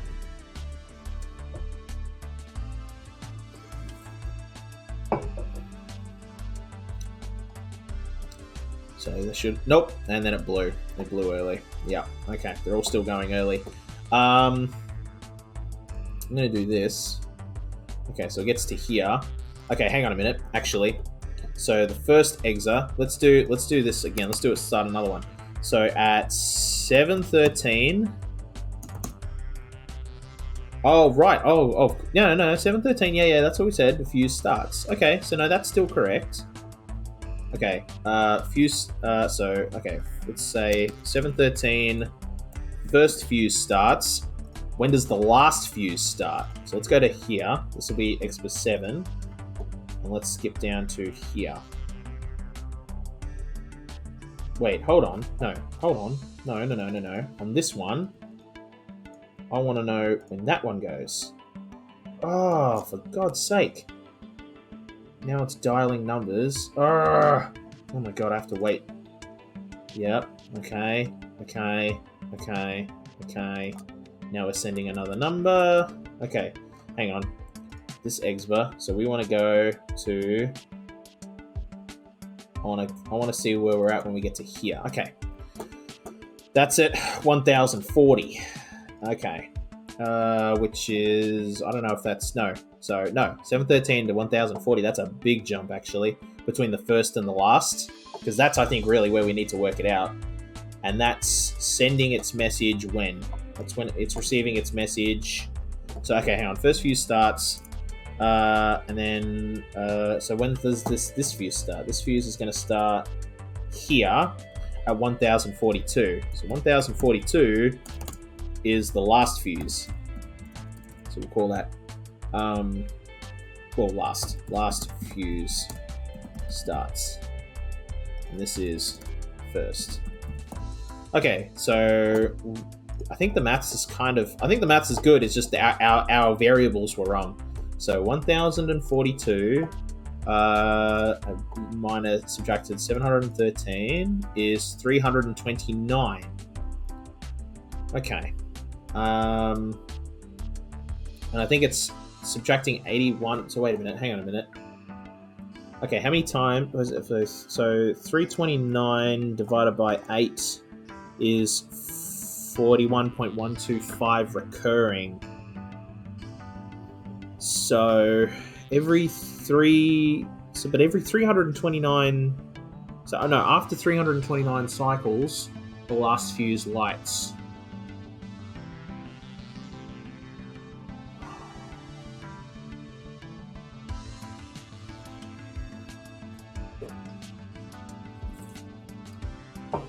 But each one isn't doing it in one cycle. It takes each one 2 cycles to move through.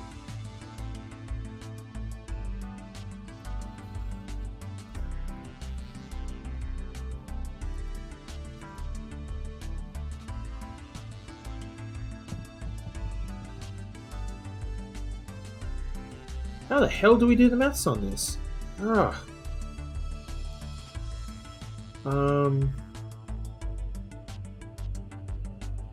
That's 41.125. So we need another number. We need a number that rounds out, but we don't get one. So what if we made our offset then 41?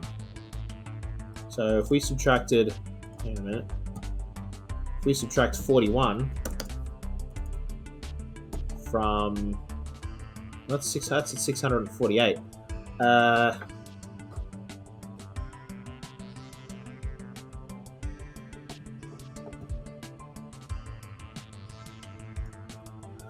So 719. Oh wait, oh no, 713 is the first fuse, yeah. And then the next fuse is at 759. So okay, wait a minute. I just want 759 minus 713 is 46. 46 times 8 is 368. 368 divided by 8 is 46. Oh, right, yeah, no, 46 times.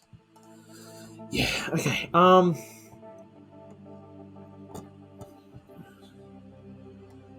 Wait a minute. What is 368 divided by 41? It's 8.9 recurring. Okay. Alright. Okay. Well, let's try that then. Let's do 368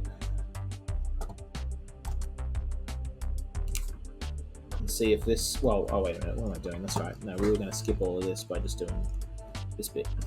Skip to here and run.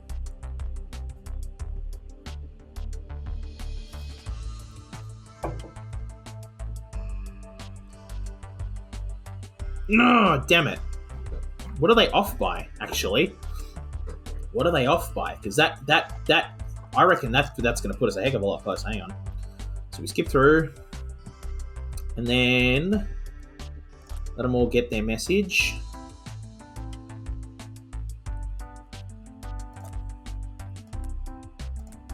Okay, so that's now got its message. So this one I want to keep an eye on. Oop. 72, 70, 50, 40, 30, 20, 10. Maybe because we're not accounting for 0? That might be the problem. And then, yeah, and then it... Okay, so when this one's at 0, what's this one at? 18. Wait a minute, but when does this one actually go boom? When does this one actually send the page?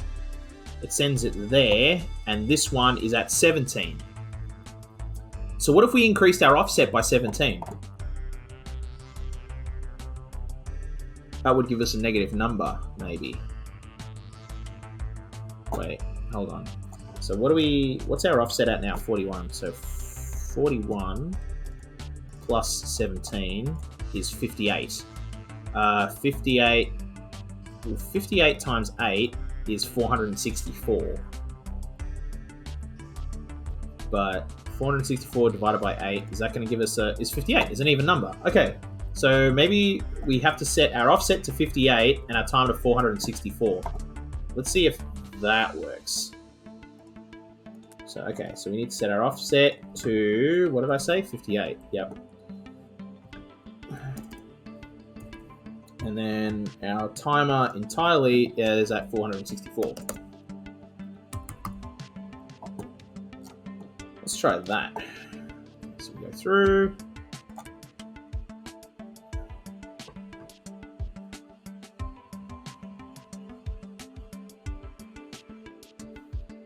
Nope, they're all booming at different times again. I think it's a combination of, we've got to account for the offset between these, but also the offset between these. So maybe what we've got to do is just keep adding and make a really bloody big number.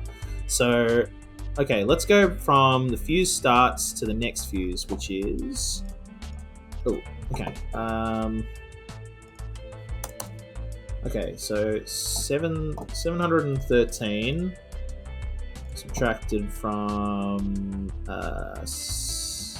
750, sorry, 759 minus 713 is 46.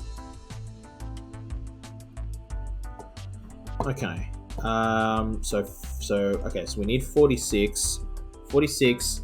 So that's the offset of that's how long it takes for each one to receive a message. Every 46 cycles, each one receives a message.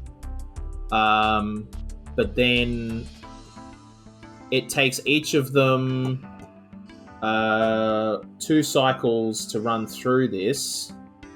So 2 times 8 is 16. So plus 16.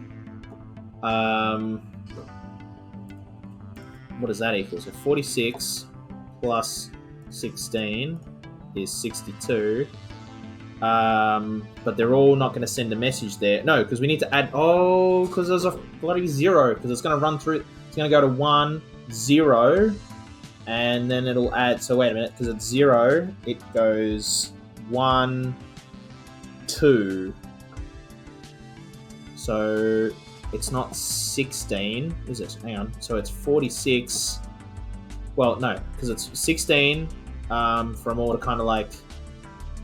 For the count for the offsets on their countdowns, and then we need to also add in when each one sends its message, which is going to be another 2, which I think is another 16 actually, because that'll be 2 times 8.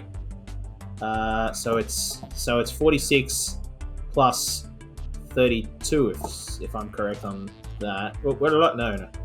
Right, there is 32. That's what I thought. So it's 46 plus 32, and that's 78. And 78 times 8 is 624. Okay. So this needs to go down by 78. And this needs to start out at 624.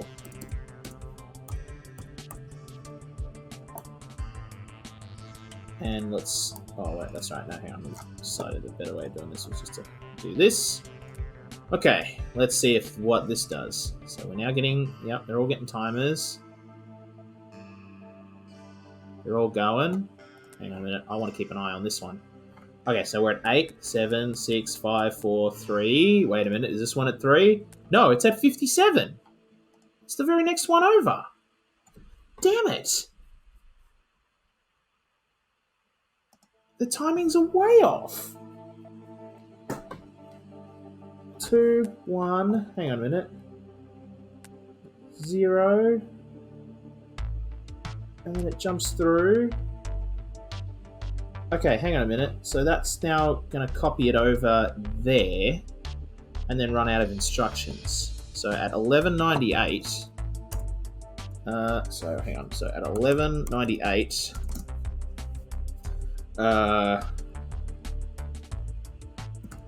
first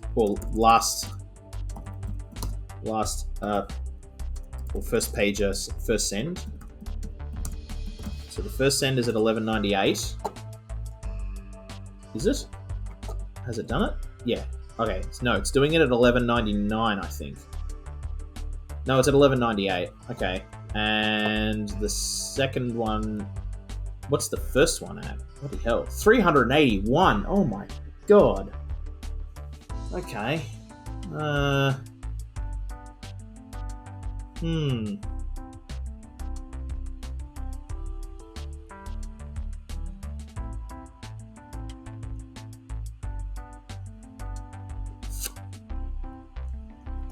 one's doing that. Okay. Wait, that's a... Wait, what was I going to do? I was going to... So the first send... Between the first send and the second send is 50... Well, no, it won't be 54 cycles. It'll be... Hang on a minute. Let's go down. So this is... Yeah, this is 2 cycles. So, wait, 1245... 1247. So, yeah, it is. It's 2 cycles per... And then once it reaches... So then it takes another... 3 cycles, actually, when it reaches 0. So, what? So it'll be... No. Yeah, no. Yeah, it goes 1, 2, and then 3. So at 1307... Hang on. 1307 is the second send. Now, let's see if between this one and this one... there's an even greater offset. So let's calculate that. So that is how many what's the cycle difference between those two? 1307 minus 1198 is 109. So they're off by 109 cycles. So off by 109 cycles. Okay, but if the second set, if this one and this one are off by 109 cycles, we're fine. If they're off by more than that, then we've got problems. Okay, so this one is now, yeah, at 1307 it goes off. And this one has 54 left. So let's go down and see what cycle it goes off at. 2017, 9, 8, 7, 6, 5, 4, 3, 2, 1, 0. And it's going off at 1416. 1416 is the third send. And now let's do the calculating. Okay, so 1416 subtracted by 1307 is 109. Okay, so they're all out by 109 cycles. Right. Okay. So that's also off by 109 cycles. How do we account for that? can we... Do we need to add 109? No, that'll just make the offset even bigger.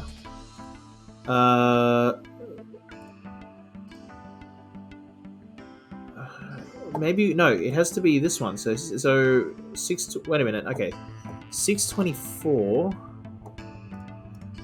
divided by 8 is 78. 624 divided by oh crap. Where's my history? Ugh. By 109. Let's try that. 109 is 5.72. Okay, yeah. So, oh hey Setras, nice of you. Hey man. Okay, the problem is we're trying to get all of them to send the message at the same time. So we've got them all in there, and we've got them all to wait until they receive a countdown. And I'm getting each one to... Okay, so... and every time we send over the countdown... So the countdown, we start with a preset value in X. And then when we send that X over the register once, and then we subtract whatever our offset is from that. To account for the fact that each one then needs to hang up the phone, redial, send the message, and start the timer, and do that 8 times.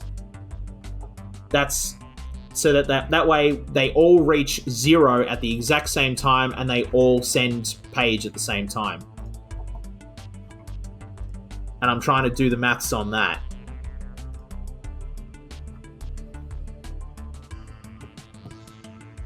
Because I can't just go in one at a time and tell them to send one at a time. They all need to send it in the same cycle, it says. So they all need to execute at the exact same time, which is a pain in the butt. Oh, no, go back. So, that... I don't know what the number is. I don't know how to calculate how long I need... I don't know how to calculate how many cycles each exit needs to wait. That's the problem.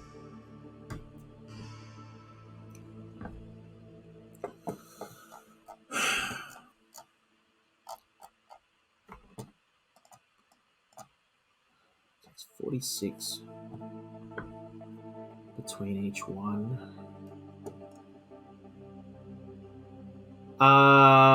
Yeah. Well, no, not between 2 calls. I calculated between when each exa. I calculated between each when each exa receives the start timer. Because hang on, I'll show that down here. So basically, every time they put the message in data, and then they wait here to receive a message, and the message that they receive is the timer. So I've got the offset between when this one starts, when the thing falls onto this one, and when it happens on the next one, when the same code, when the next exa reaches this same line of code. And the difference between those is 46 cycles. I'm pretty sure that it's 46.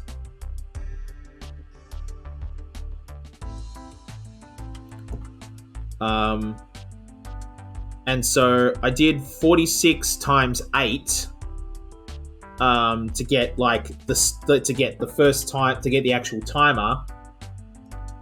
Then what is 78? Oh, okay. Yeah, all right. So 78, so it sends over the timer to the first machine. So it sends over a timer, and then it subtracts the offset between the 2 calls from that timer, and then goes again, and then it'll send that timer with that offset already in it to the next exa. So I've been playing around with different numbers, trying to approach the equation in different ways. 78 was just was me trying to account for the fact that it also takes 2 cycles for this to actually count down 1. So I did 46. Well, I did 46 plus. I actually did 46 plus 32 because I did 16 to account for this, but then I needed to add in the fact that when it reaches 0, it takes an extra step, which I don't think needed to be 16, actually. What I might be off by is 8. So it might be 46 plus 16 plus 8. Because it only adds 1 at the very end. So it might even not even be 16. It might even be... Because it might even be actually 16 total. It might even be. So what's that? 46 plus 16 is 62. So if I do... Wait a minute. If I do 46 times 8, that's 368. 368 divided by 16... No, yeah, by 16. No, wait, no.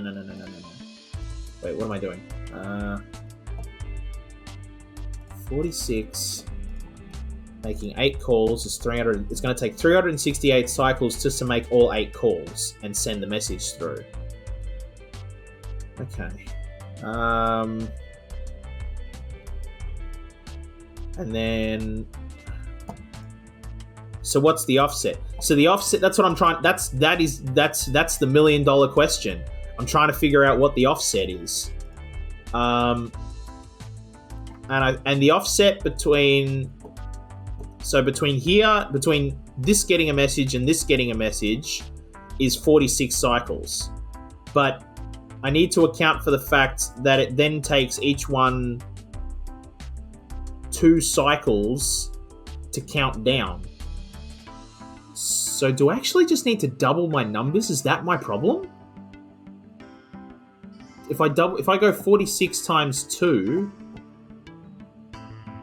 that might be the problem. 46 times 2 is 92, and then because I got to add on the fact that it takes each of them an extra cycle to do 0, so that's plus 8 is 100. So if that's our total timer, no, that can't be our total timer. Wait, no, if it is, what if I just sent each of them? No, because it's gonna take 46. No, that can't be right. No, that's wrong. Never mind. No, scratch that. I did something wrong there. That's I've screwed up somewhere there. Wait, 46. Wait, 46 plus 8 is 54. 54 multiplied by 8 is 432.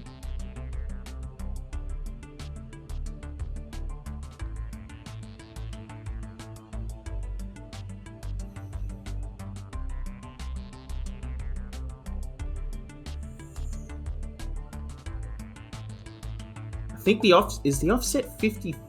I feel like we're going around. I think I just went round in a circle. I think I've done this before, but I don't remember. So if I make this 432 and I subtract by 54,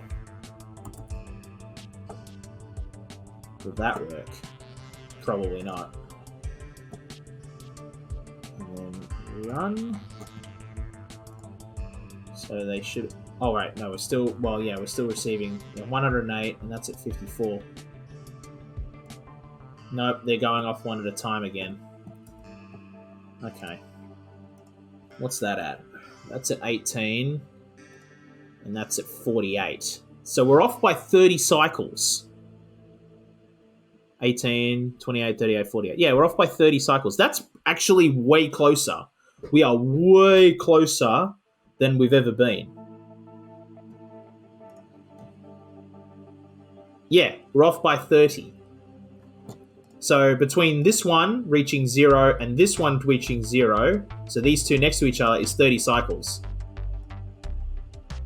Yeah, the last one's calling first because it's got the lowest number.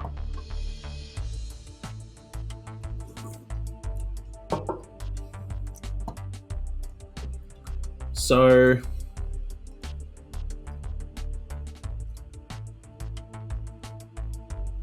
oh, damn it, you're right. I am subtracting too much. Crap. Wait a minute. So what if I just subtract 30 from 54? Would that, like, fix the problem? 54, 44, 34, 24. So if I made that 24, would that work? Yeah, it takes 46 between calls. Yeah.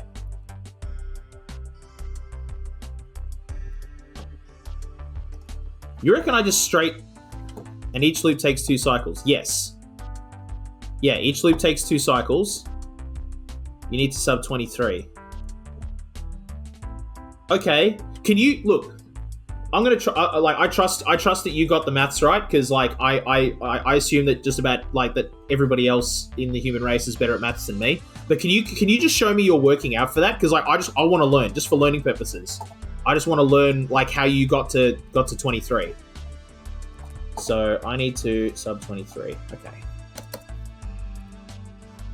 Okay, 46 ticks between call. Each loop is 2 cycles. Oh, I see. 46 minus 2. Wait.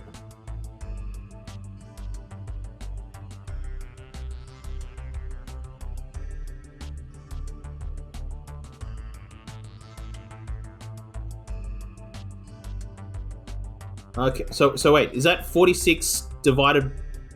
That's not... Oh, that's not minuses. Oh. 46 ticks, each loop is 2 cycles. So, oh, I see. Did you do... Oh, 46 divided by 2. Oh! Is that how you did it? 46 divided by 2. That gives us 23. Yeah, it does. It would give us 23. Okay. So do I still do... To get the total countdown, the start timer, do I still do 46 times 8? So 46 cycles by 8 lots of that. Which I think so I have to do 46 times 8, and that'd be 368. So I need to start at 368. And then we subtract 23 each time. Because 46 divided by 2, yeah. Or do we need to divide this? Do we need to multiply this to account for it being 2 cycles every time? So does this actually need to be twice as big? I think it might need to be twice as big, but let's test that number and just see what happens. Because if we get a negative number in here, then I think we'll know. Then I think, no, we shouldn't do. No, I don't think we should. Each one's going. So we're sending numbers.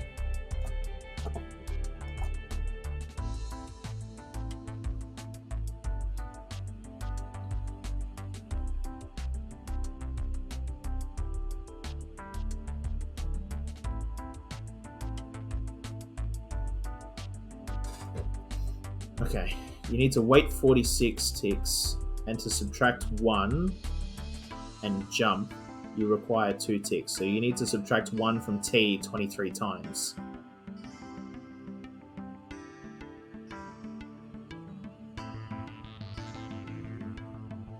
Oh, wait a minute. Hang on. Wait. Subtract 1 from T 23 times. Wait, so you saying that instead of sending them the countdown timer, we just give them a go, and we have them, because we can have them start with a number, like each one of them has, a number in their X register. We can have them start with 23 and then just go from there. Or we can send them the number 23. Wait.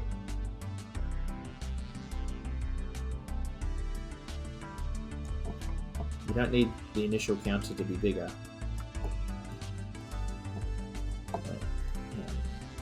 It's at 204.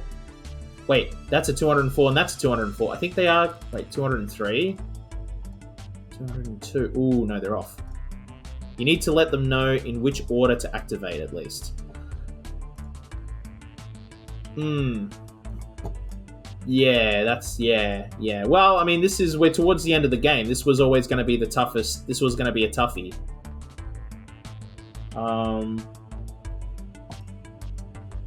How much are they off by now? I'm not sure. Let's find out. Okay, so let's see. Where's this one at? 203. Let's let it run down. Oh, go back. Ugh. Okay. 9, 8, 7, 6, 5, 4. Let's just slow it down. 3, 2, 1. 8, 7, 6, 5, 4, 3. Oh! That's new. These ones are now going off first. Ooh. Hang on. I was trying to count this one down because usually it's that one that goes off first. That one went off first. That's new. Hang on. Go back to here. Get them all going.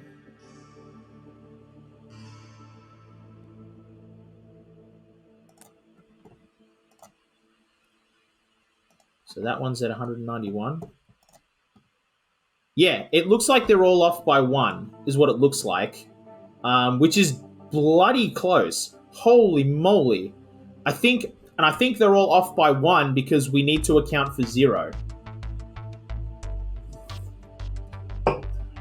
There is no way. Is it as simple as... Oh, damn it, you're right.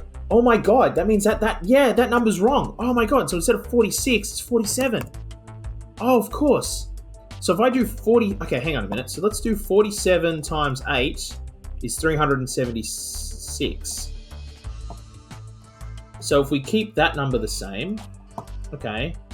And then we have to just change this one to 376. Oh, no, not 3,376. 376.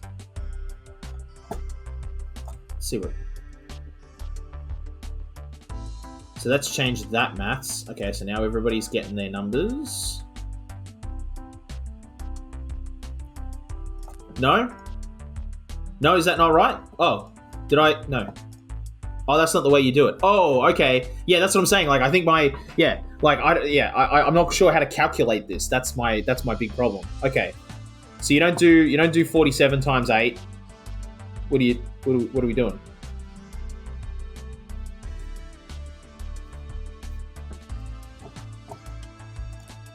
That run.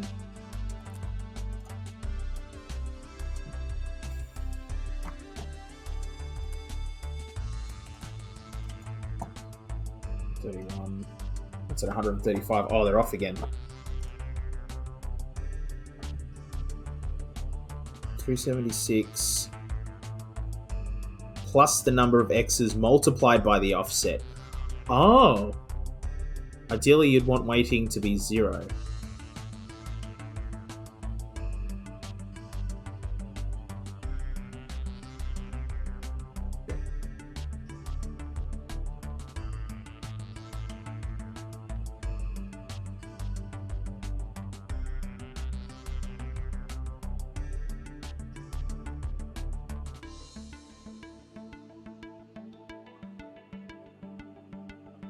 The offset between the eggs is triggering. Oh, okay. Okay, so, okay, hang on then. So 376 plus 8. You make them 23 units apart from each other. Okay. So... so it's 276 is the weighting number plus 8.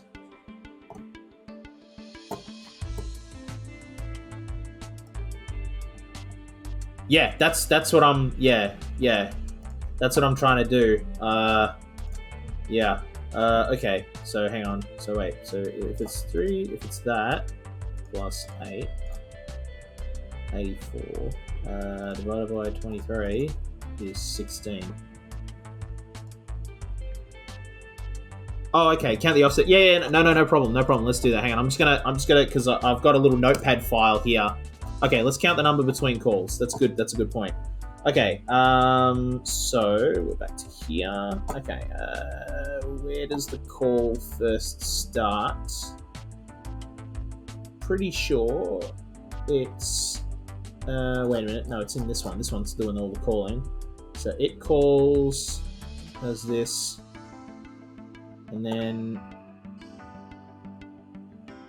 Okay, so hang on a minute. So that's it doing all of its setup. And then it goes back and says, okay, here we go. Oh, of course, because that does that. Wait a minute. This is only for the first one. I think maybe that's the problem.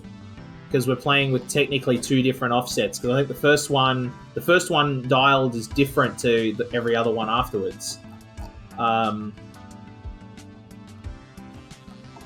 Is it? Hang on. Yeah, because that's sending through a thing, then jumps to here, which then jumps back into here. Yeah. First one. Oh, of course. Yeah. Okay. The first one doesn't matter. All right. Hang on a minute. Well, then let's just get that first number out of the way then. Okay. Between sending M to exits. Yeah. Right. Yeah. Of course. Okay. Yeah. Okay. So hang on a minute. We are now in local. Okay. So there it is. We're sending M. Copy M to T. Oh yeah. No. Wait a minute. That's it saying. Yep. Okay. Wait a minute. Jump to fuse. There it is. So there's the send right there. Count the offset between sending M for the first exit and to the second. Right. Yeah. So that one. There's the send right there, and that's happening at 711. Yep. Okay. And then it. Yep. And the next one. So it does that. Hangs up the phone. The next number is being called. There's the message. It says, okay, let's go. Boom, there it is. And that's at 758. So, we subtract those two numbers. Okay, from 711 is 47. Yeah, 758. So, I've got, yeah, that's that. Yep, I concur. I've got 47 as well. Yeah. So then we do.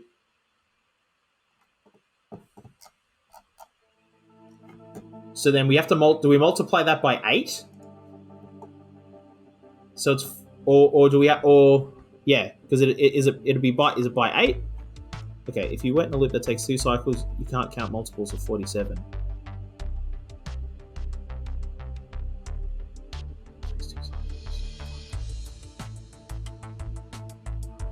Oh, so do I have to, like, double the number? So if I do 47 times 2, and then multiply that by 8, that gives us, like, our number that then also accounts for it taking 2 per cycle? Taking 2 cycles?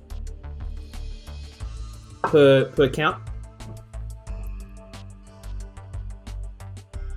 I have no idea why. I really don't. I don't know. Oh my god. I have absolutely no idea. Because it takes 2 cycles per tick. That's what I was thinking. I have no idea. Yeah, it is like double the time.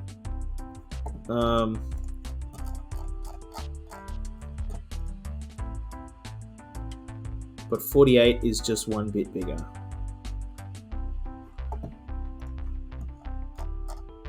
Wait, I add 1?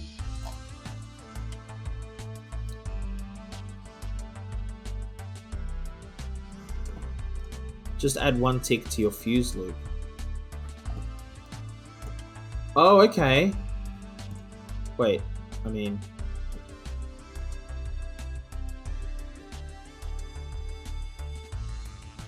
Oh, I see what you mean. So, wait, do you mean... Hang on, let's just clear this out. Just so we can see what we're doing. Do you mean... so in here... Wait, yeah, here where the fuse is...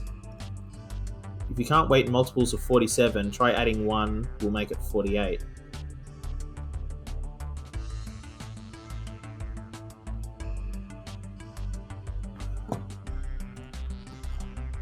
Oh, I see. Okay, so 48 times 8. Then, to give us... Right.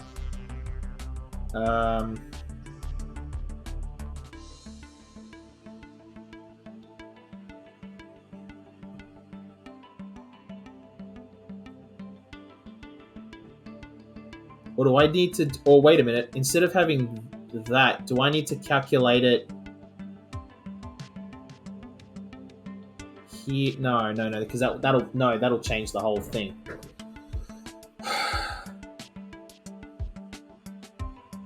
Okay, so that becomes 384, which we're taking that off every time.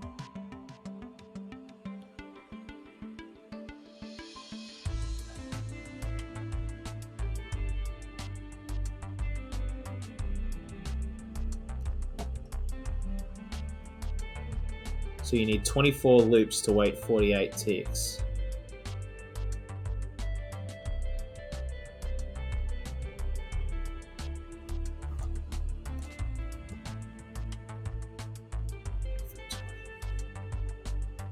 Oh, okay, so wait, so yeah, right. So it's at 48. We then need to change... Wait, do we? Hang on. Oh, God. Oh, man, my brain's starting to really hurt. So if we start... Okay, so that's 48 times 8 here. And then we need to wait for 48 ticks. But it happens... But that's... We need 24 loops to wait 48 ticks. Oh, you need 24 slides. Oh, right. So I need to...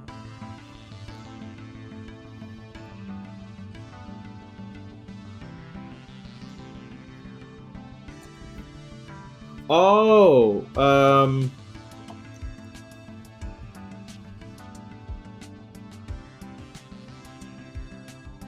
48 ticks equals 24 loops. So...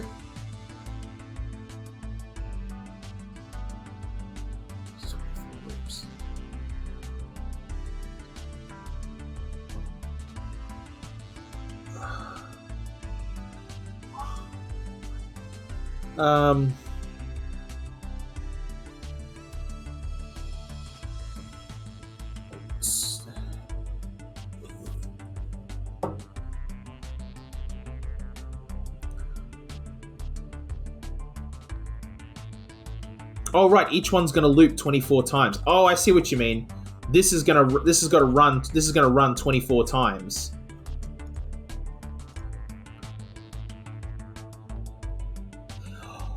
Oh. Oh. Oh. Oh, I see.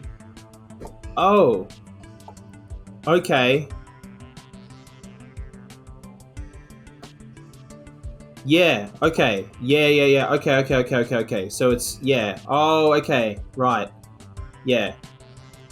So, okay. So then 0 plus, okay, hang on a minute. So then, well then that's that last one would then be 24 multiplied by 7.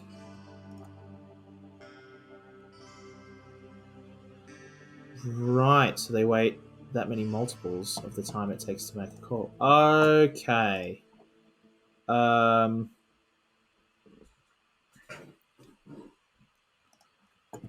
So then... So instead of doing a subtraction step and having a... Wait.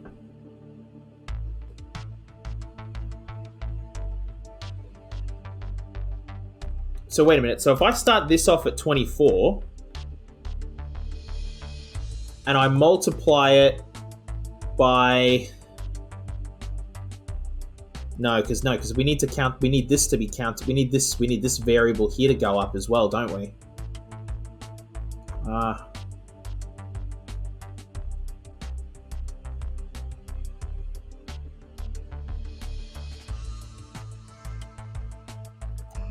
I probably have. Oh wait, so this bit here doesn't matter at all. So we just get rid of this. Is that what you mean? Multiples of the times it takes to make a call.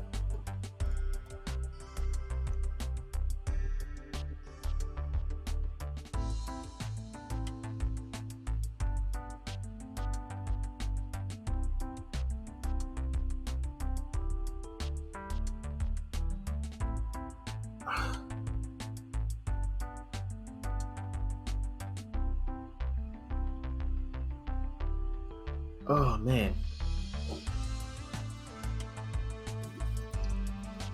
I really can't see the algorithm. That's the problem.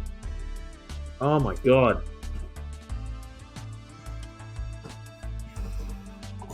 So the countdown equals 24 multiplied by 7. Okay.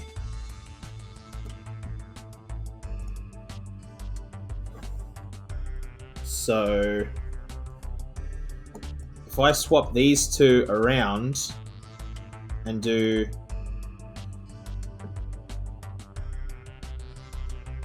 countdown equals 24. Oh, okay, no, so this bit, okay, equals 24 times 7. Okay. Oh, damn it, where's my calculator? Oh my god. 4 times 7. It's 168. Yeah, I am ultra tired. Like, that's what happens, like, that's what maths does to me. Maths, like, I'm running my brain. Yeah, that's, I've hit the wall. I hit the wall about 20 minutes ago. Yeah, like, I'm glad there's now video evidence on the internet of like just how bloody difficult it is for me to do maths. This is now proof positive. This is my entire life.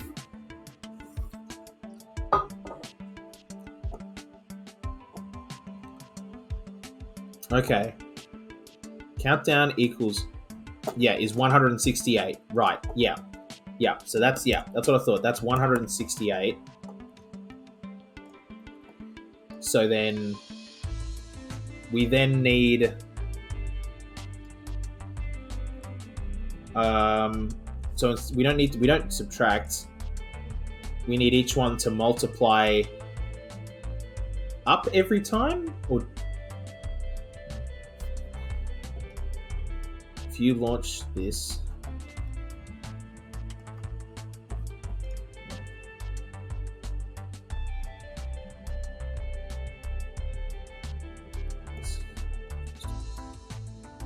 yeah, 168 equals 24 times 7, right? Minus 24. Oh, 168 equals 24 times.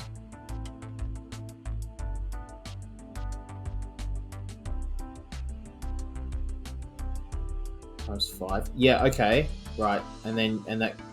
Oh,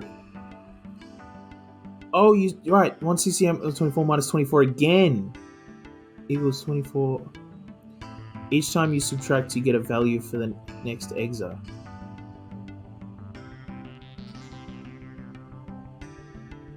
You don't need to make multiplication and division.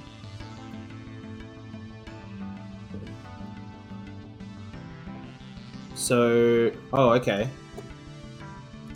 So if I just do, so just that? Is that all I need then? Just those two numbers? Doing that? Is that what you're saying? Oh no, or do I need, yeah. Oh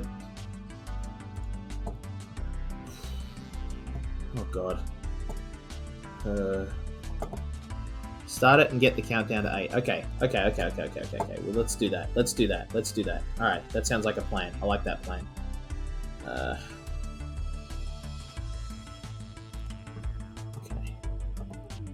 Oh wait, hang on a minute. We need to get to the countdowns.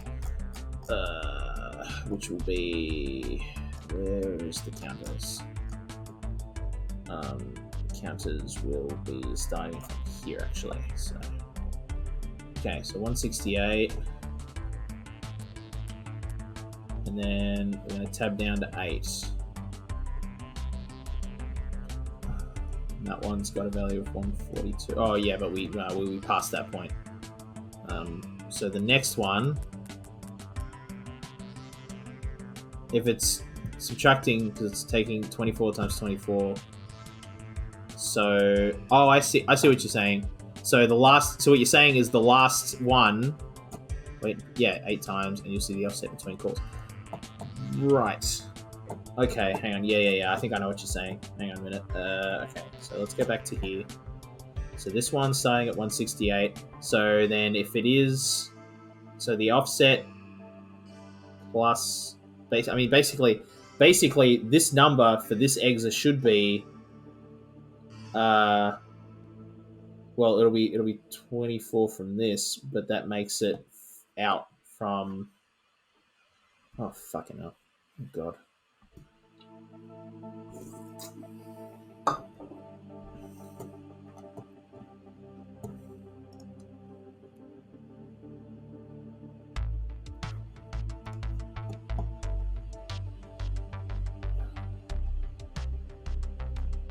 Yeah, I'm at the. This is we're at the first and tab. Okay.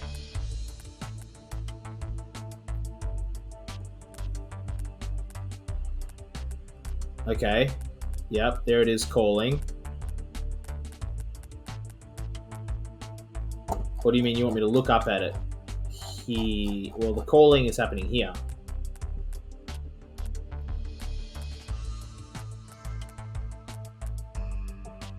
Fast forward to t equals 8. Oh, okay, for this one. Right. So fast forward to this one to 8. Okay.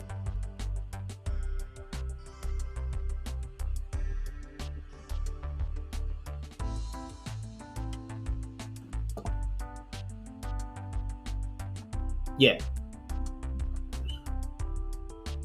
Yeah, that's this one here.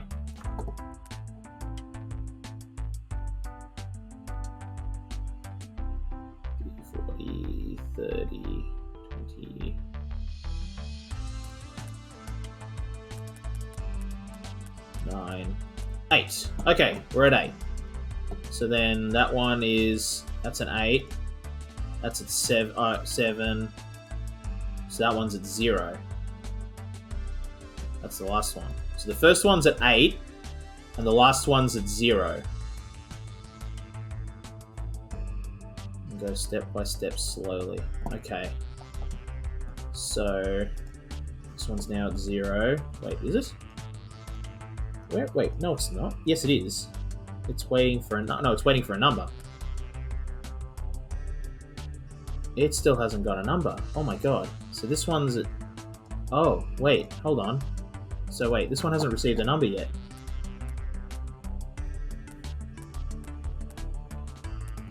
It just got a number, which is now 0, and by the time it's getting a number, we're at 3.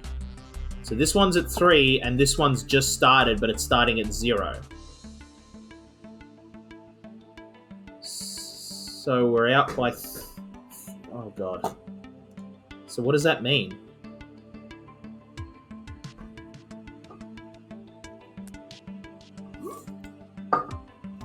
Wait, hold on. Does it matter? Look at them paging. Yeah. Okay. Oh. That one didn't go. That one's gone. Oh, this one's hit a negative number. And so now the timer's off. So now they're all going one by one. Yeah. And that's it. That's now at 0 as well.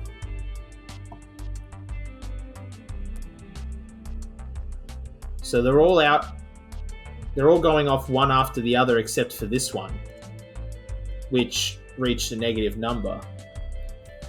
So then it didn't do anything. It's just gonna sit there forever and count down.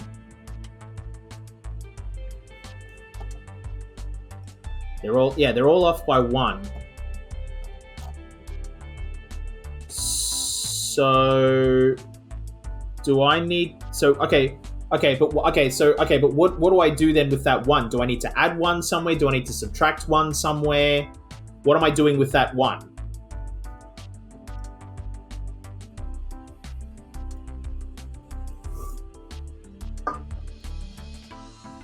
Okay, yep, alright. Imagine you're a soldier. Got it.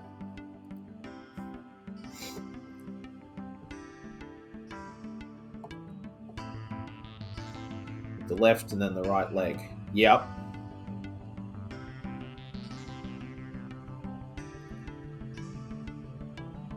No, you gotta march.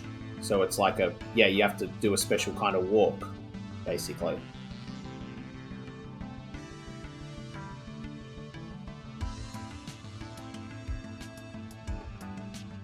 Yeah. Because it's... Yeah. told to walk 3 times, you do 6 steps. Yeah. Okay, so because it'd be 1, 2, 3.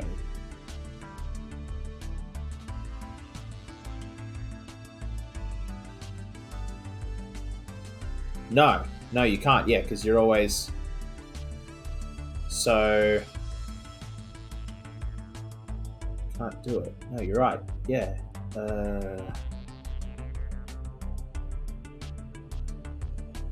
Yeah, but you can't. So you'll be off by 1 anyway. Oh, so what I need to do actually is wait. Okay. So what I need to do is make their march an equal number. So right now it's wait. Your exes wait for 2 ticks at a time. Yeah. So do I need to make them wait for... Because that's a left and a right. Okay. Hang on. No. The idea I had is wrong.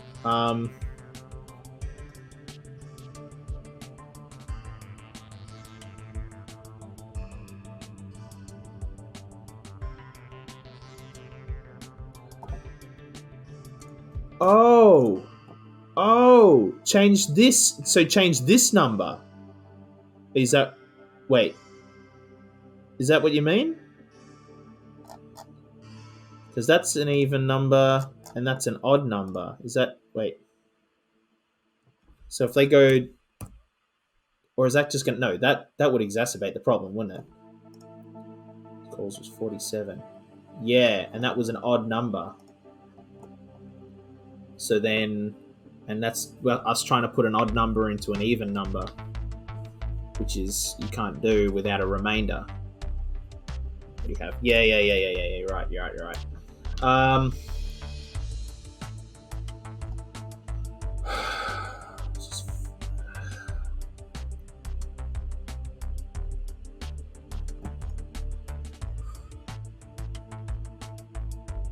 Tell them when to go off only at even ticks. So, okay, all right. Imagine calling would take 1, right?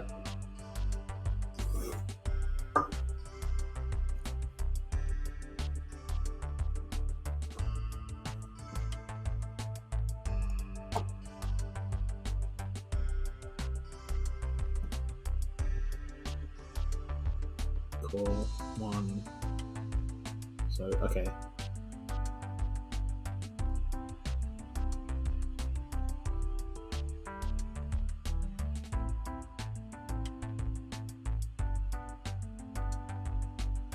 Right. Okay. But your exits can only wait for 2 or 4. So I need to... The fastest and easiest way to fix that, yeah, would be to make...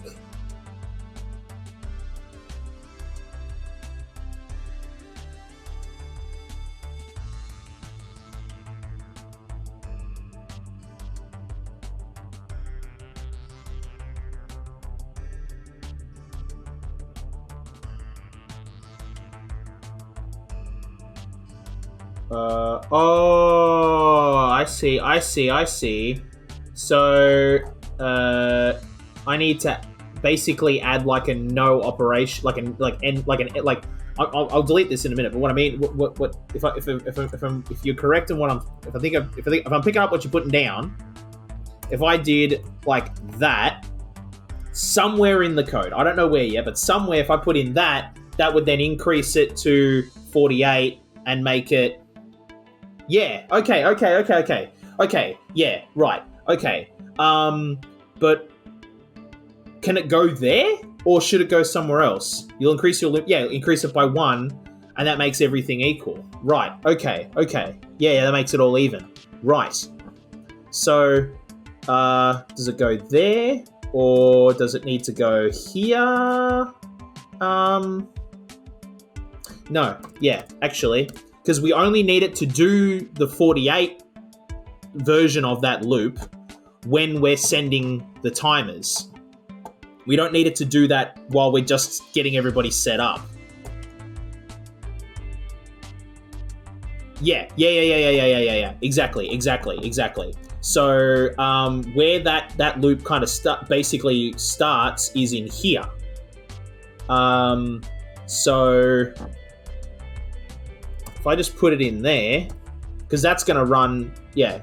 So if I put it in there, that makes it 48 for just that, for the fuse loop, so to speak, and not the setup loop. Okay. Oh my god, I had that whole bloody thing ass backwards. I was trying to. Okay, yeah, no, I see what. Yeah, I was trying to fit a circle in a square. Basically, was the problem. And I was trying to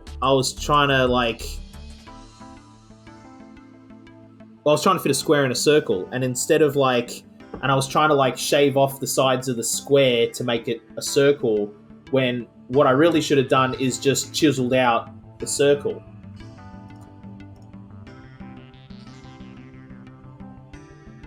That's a good point. Which is that? Yeah, which is there. That's it there. That's right before we send the counter. It's right there. Yeah, that's the spot for sure. So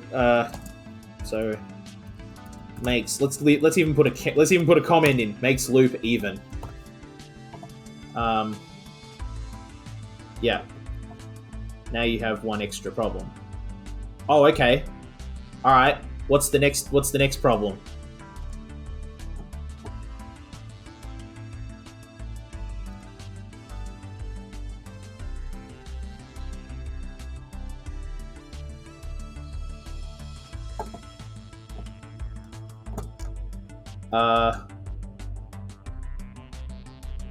Oh, right, in here. Right.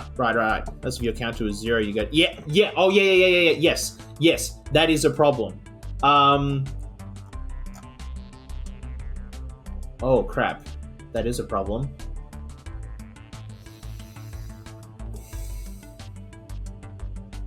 The easiest way to prevent this is to make sure your counter never hits 0.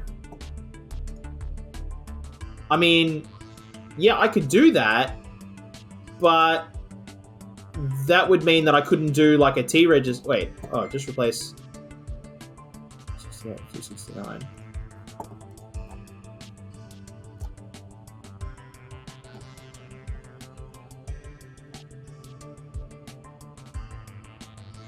Wait, hold on, 368. Where's the 368? What do you mean?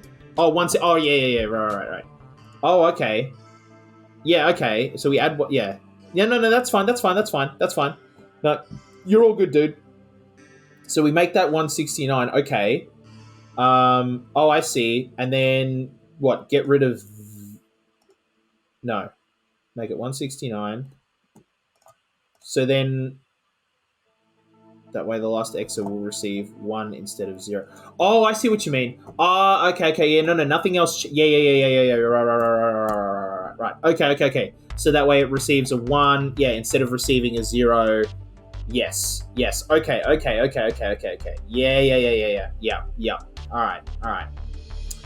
Okay. And every other EXA will wait 1 cycle longer as well.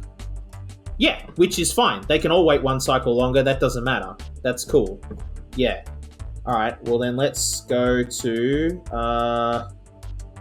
the first one. So everybody's set up. Everybody's in place. It's getting a number, and it's now going to start going. Okay. So then let's get all the way over to this one. Oh, that's right. Yeah, this bit. Yeah, this is bloody annoying. I have to do this in order to see. So then that should... So this one should get a 1 once it's dialed. So it'll just get... Yeah, all right. Hang on. No, that's so it gets to 1. So this one receives a 1, which then immediately subtracts. And it's now at 0. That's at 0. That's at 0. That's at 0. Oh, you better believe that first one's at 0. So they're all going to send on that same cycle. They're all going to go a bablam. Damn! Ugh. Yeah! Alright. And then they all go blurt, and then this one, this just does, yeah, it does all of it. Yep, so they go blurt, and then... Wait. Oh, now this one's broke. Why is this broke? Jumped. Oh, no, it's not broke. It's not broke. It's now just waiting, and we send over that, which then it goes, okay, it goes to a false, which makes it jump. Wait, that makes it jump to its end, which wipes its file. Test 1 complete! Yeah! Alright. Holy damn. Okay. Awesome. I just want to watch that go. I just want to watch it go. I just want to watch it go through a whole test. To see this whole thing. Holy crap. Okay.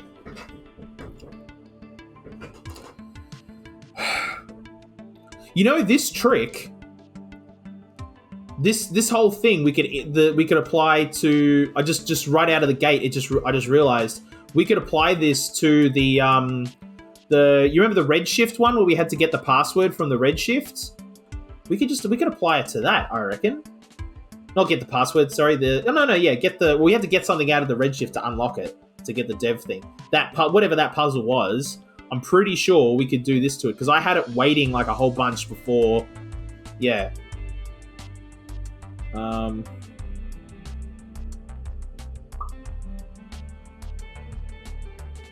there it goes. And then it sends off its little... Okay, there we go. Bam. Okay. Holy crap. Oh my god. Okay, well let's fast forward through that.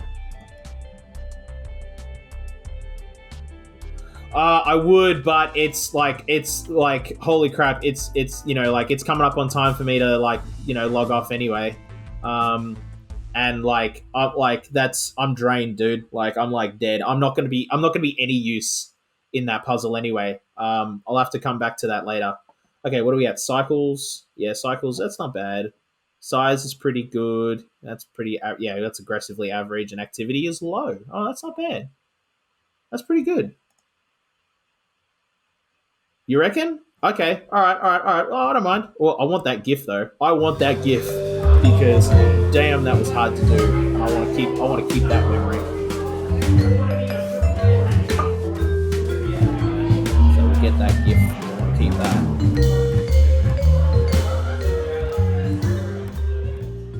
There it goes, and then it sends off all of its little timers. Yeah, that's good. And then it goes boom. Cool. Oh, here we go. Also, we're going to get some more plot here. Here we go. Let's see what Ember's got to say. By the way, Setras, I'm just going to trust that you're up to this plot-wise in the game as well, because we're getting into some pretty big spoilery territory for the plot. I'm just going to say right now. I don't know what Ember's going to say next, but I know that Ember's going to say something pretty wild. So, just fair warning. All right, here we go. Fascinating. There it is. Well, what did you find?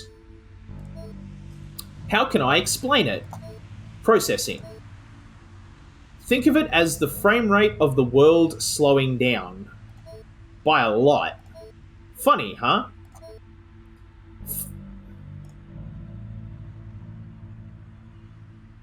I see. Okay. Cool. Funny how I went from some random blob of code that didn't know anything to understanding all of existence. Pretty bold claim, Ember. Okay. Are you going to tell me what you... Are you going to tell what you found out? I will, in a minute. Okay. Right. Oh, and then we get another cutscene. Alright, well, here we go. We got some chats. Did any of you get a weird pager message? Nope. Don't have a pager. It made no sense. When did everything just stop making sense? I'm trying to think. Did things ever make sense? I feel like something changed lately. This is what I've been talking about. It's like reality is falling apart.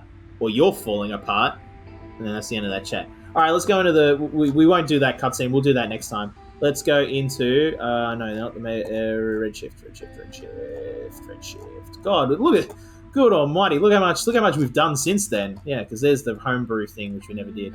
So there it is. Yeah, gain access to the Redshift development kit. Okay, so let's just make a copy of this.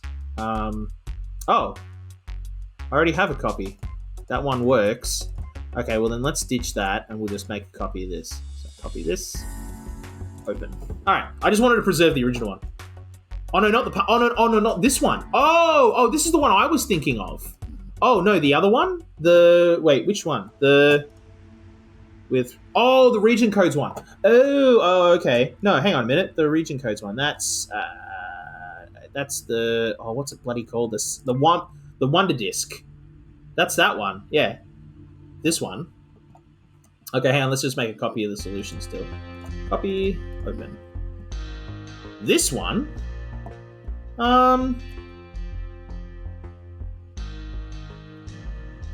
57 out of 100.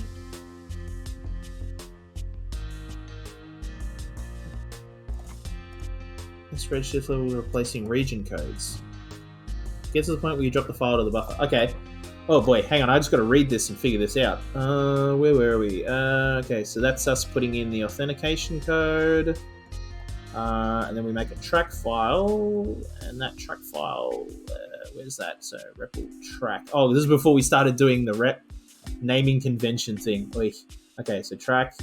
So it grabs that, links over, grabs that file, then it falls into here, and it sends over. Okay, and then it just sends data and tests for the end of the file. Otherwise, it loops back, and then otherwise it says it's done. Goes out, grabs that file there. Oh, I see. Right, and then sends over that code. Okay. Bet it's after mark drop. Yeah. It'll be here. So we drop the file here and we go back. Yeah. So we're doing it here. So once we've replaced everything, we go into here, drop the file. Yeah, here it is. Add noob after drop. Okay.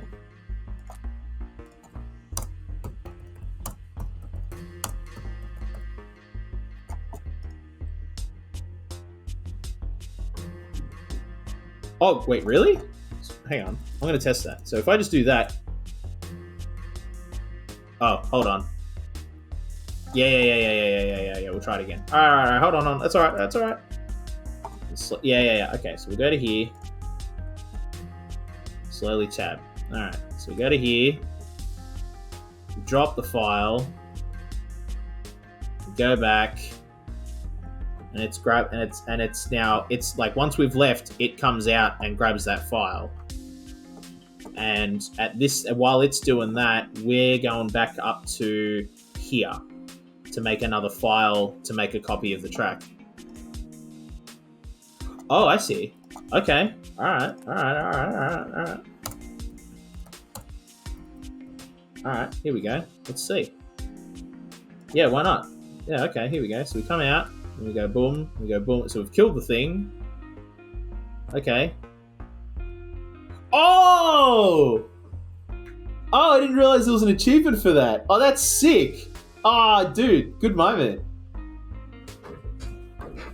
Oh, okay. Yeah. All right, cool.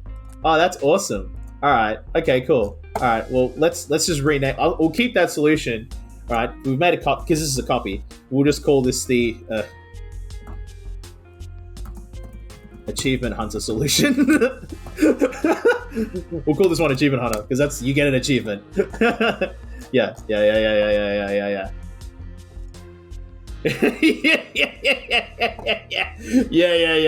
Okay, I think that just auto saves. So yeah, all right, cool. Oh, awesome. All right, well then we'll leave it there for now. Thank you so much for your help there, Setras. Oh my god, that would have taken me forever. Guaranteed, I would have been doing this again on Thursday. I'd have been stuck on that level still. Oh my god, yeah. Oh. all I had to, oh my god, it was all off by one, and that was what was throwing me for a loop. Oh, I've got the home run achievement. Yeah, I did that one. I did that one. I did that one by accident, actually. I did that by accident because Kronos was like, "Hey, what? Why are these here? Like, is this important for anything?" And I was like, "I don't know if it is." And then I had an idea to use them as like storage. And then I accidentally had an exit just run through the loop, and it was like achievement, and I was like, "Oh, I got an achievement for it," and it now served no purpose. So yeah. No, I got that one. What was the other one that I got? I don't think I got. Oh, I can't remember. I think I got another one somewhere from another puzzle, but I don't remember what. Um, oh right, yeah, no, the hack match thing. No, that's not here. It's further down, isn't it? No, wait. Where the heck is that? Yeah, this thing. I got the achievement for this one as well. Um, for yeah. Oh god, and now I don't remember. Oh, that's right. Yeah, it's all this weird WASD stuff. Yeah, no, I don't want to play it. But yeah. Oh, I haven't got the 100,000 one. No, I got the 10,000. I got the one that like yeah, here it is. I got the one that like yeah, this. So I got the achievement for that. No, I didn't know there was 100. Yeah, no, that's that's a toughie. We might try that after I finish the game. We might come back and like have a crack at it, but I'm not going to spend too long on it because that would be just ridiculous. I'm not that much of an achievement hunter. All right. Well, thank you so much for tuning in. Yo, that's dope. 110, 100 wait. Oh, is that wait, 1, 2, 3, 4? Damn, you got 1,000,000 points. Holy crap. Yeah, that's whoa. Jeez, look. I found it tough. Like I found it hard as nails to get to 10,000. Well, not really. No, what did I get to? I think I got to like. Oh, hang on a minute. Is there a high score? It should tell you our high scores. That's I got 11,000. That's as high as I got. 111. Oh, you're right because that's yeah no 100. Well, okay. You know what? It might as well be 1,000,000 because that's oh my god, that score is just crazy. Like it could be 100,000, 1,000,000, a billion. It's like it's still something that would take me hours to grind out. No, multiple. No, not hours. Probably days to grind out. But anyway, I've got to go. I've got to get going. So thank you so much for tuning in. By the way, I don't know if you follow us on Instagram. Like we post like some fun stuff over there. It's not Exapunks related, mind you. But like, I mean, if you're looking for like, I don't know, other stuff, I assume most people have interests outside of this sort of stuff.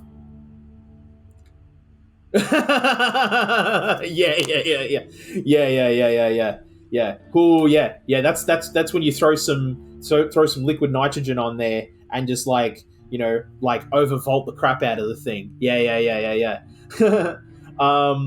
Also, I don't know if you've ever checked out our podcast. I've got a podcast that's linked down below as well. It's on Spotify and Apple Podcasts and like everywhere you want to listen to podcasts. That's like really like the primary thing we do. This is just a thing I do for fun.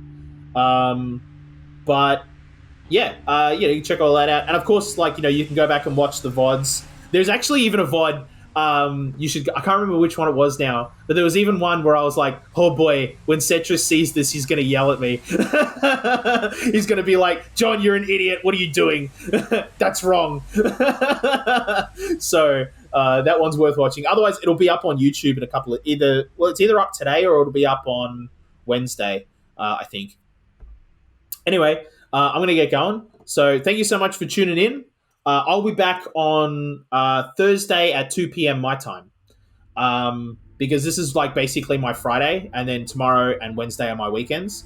So I'll be back on Thursday, 2 p.m. my time. But actually, no, before you go, Setras, go down below. I actually put up a schedule, and it automatically should translate into your local time zone. So if you go down there and see when my next stream is, that's when my next stream is. I got that all set up. I did that last night. So it should all be working. Yeah. All right. Now, okay. Check that out. I'll see you then. This has been Pint Party.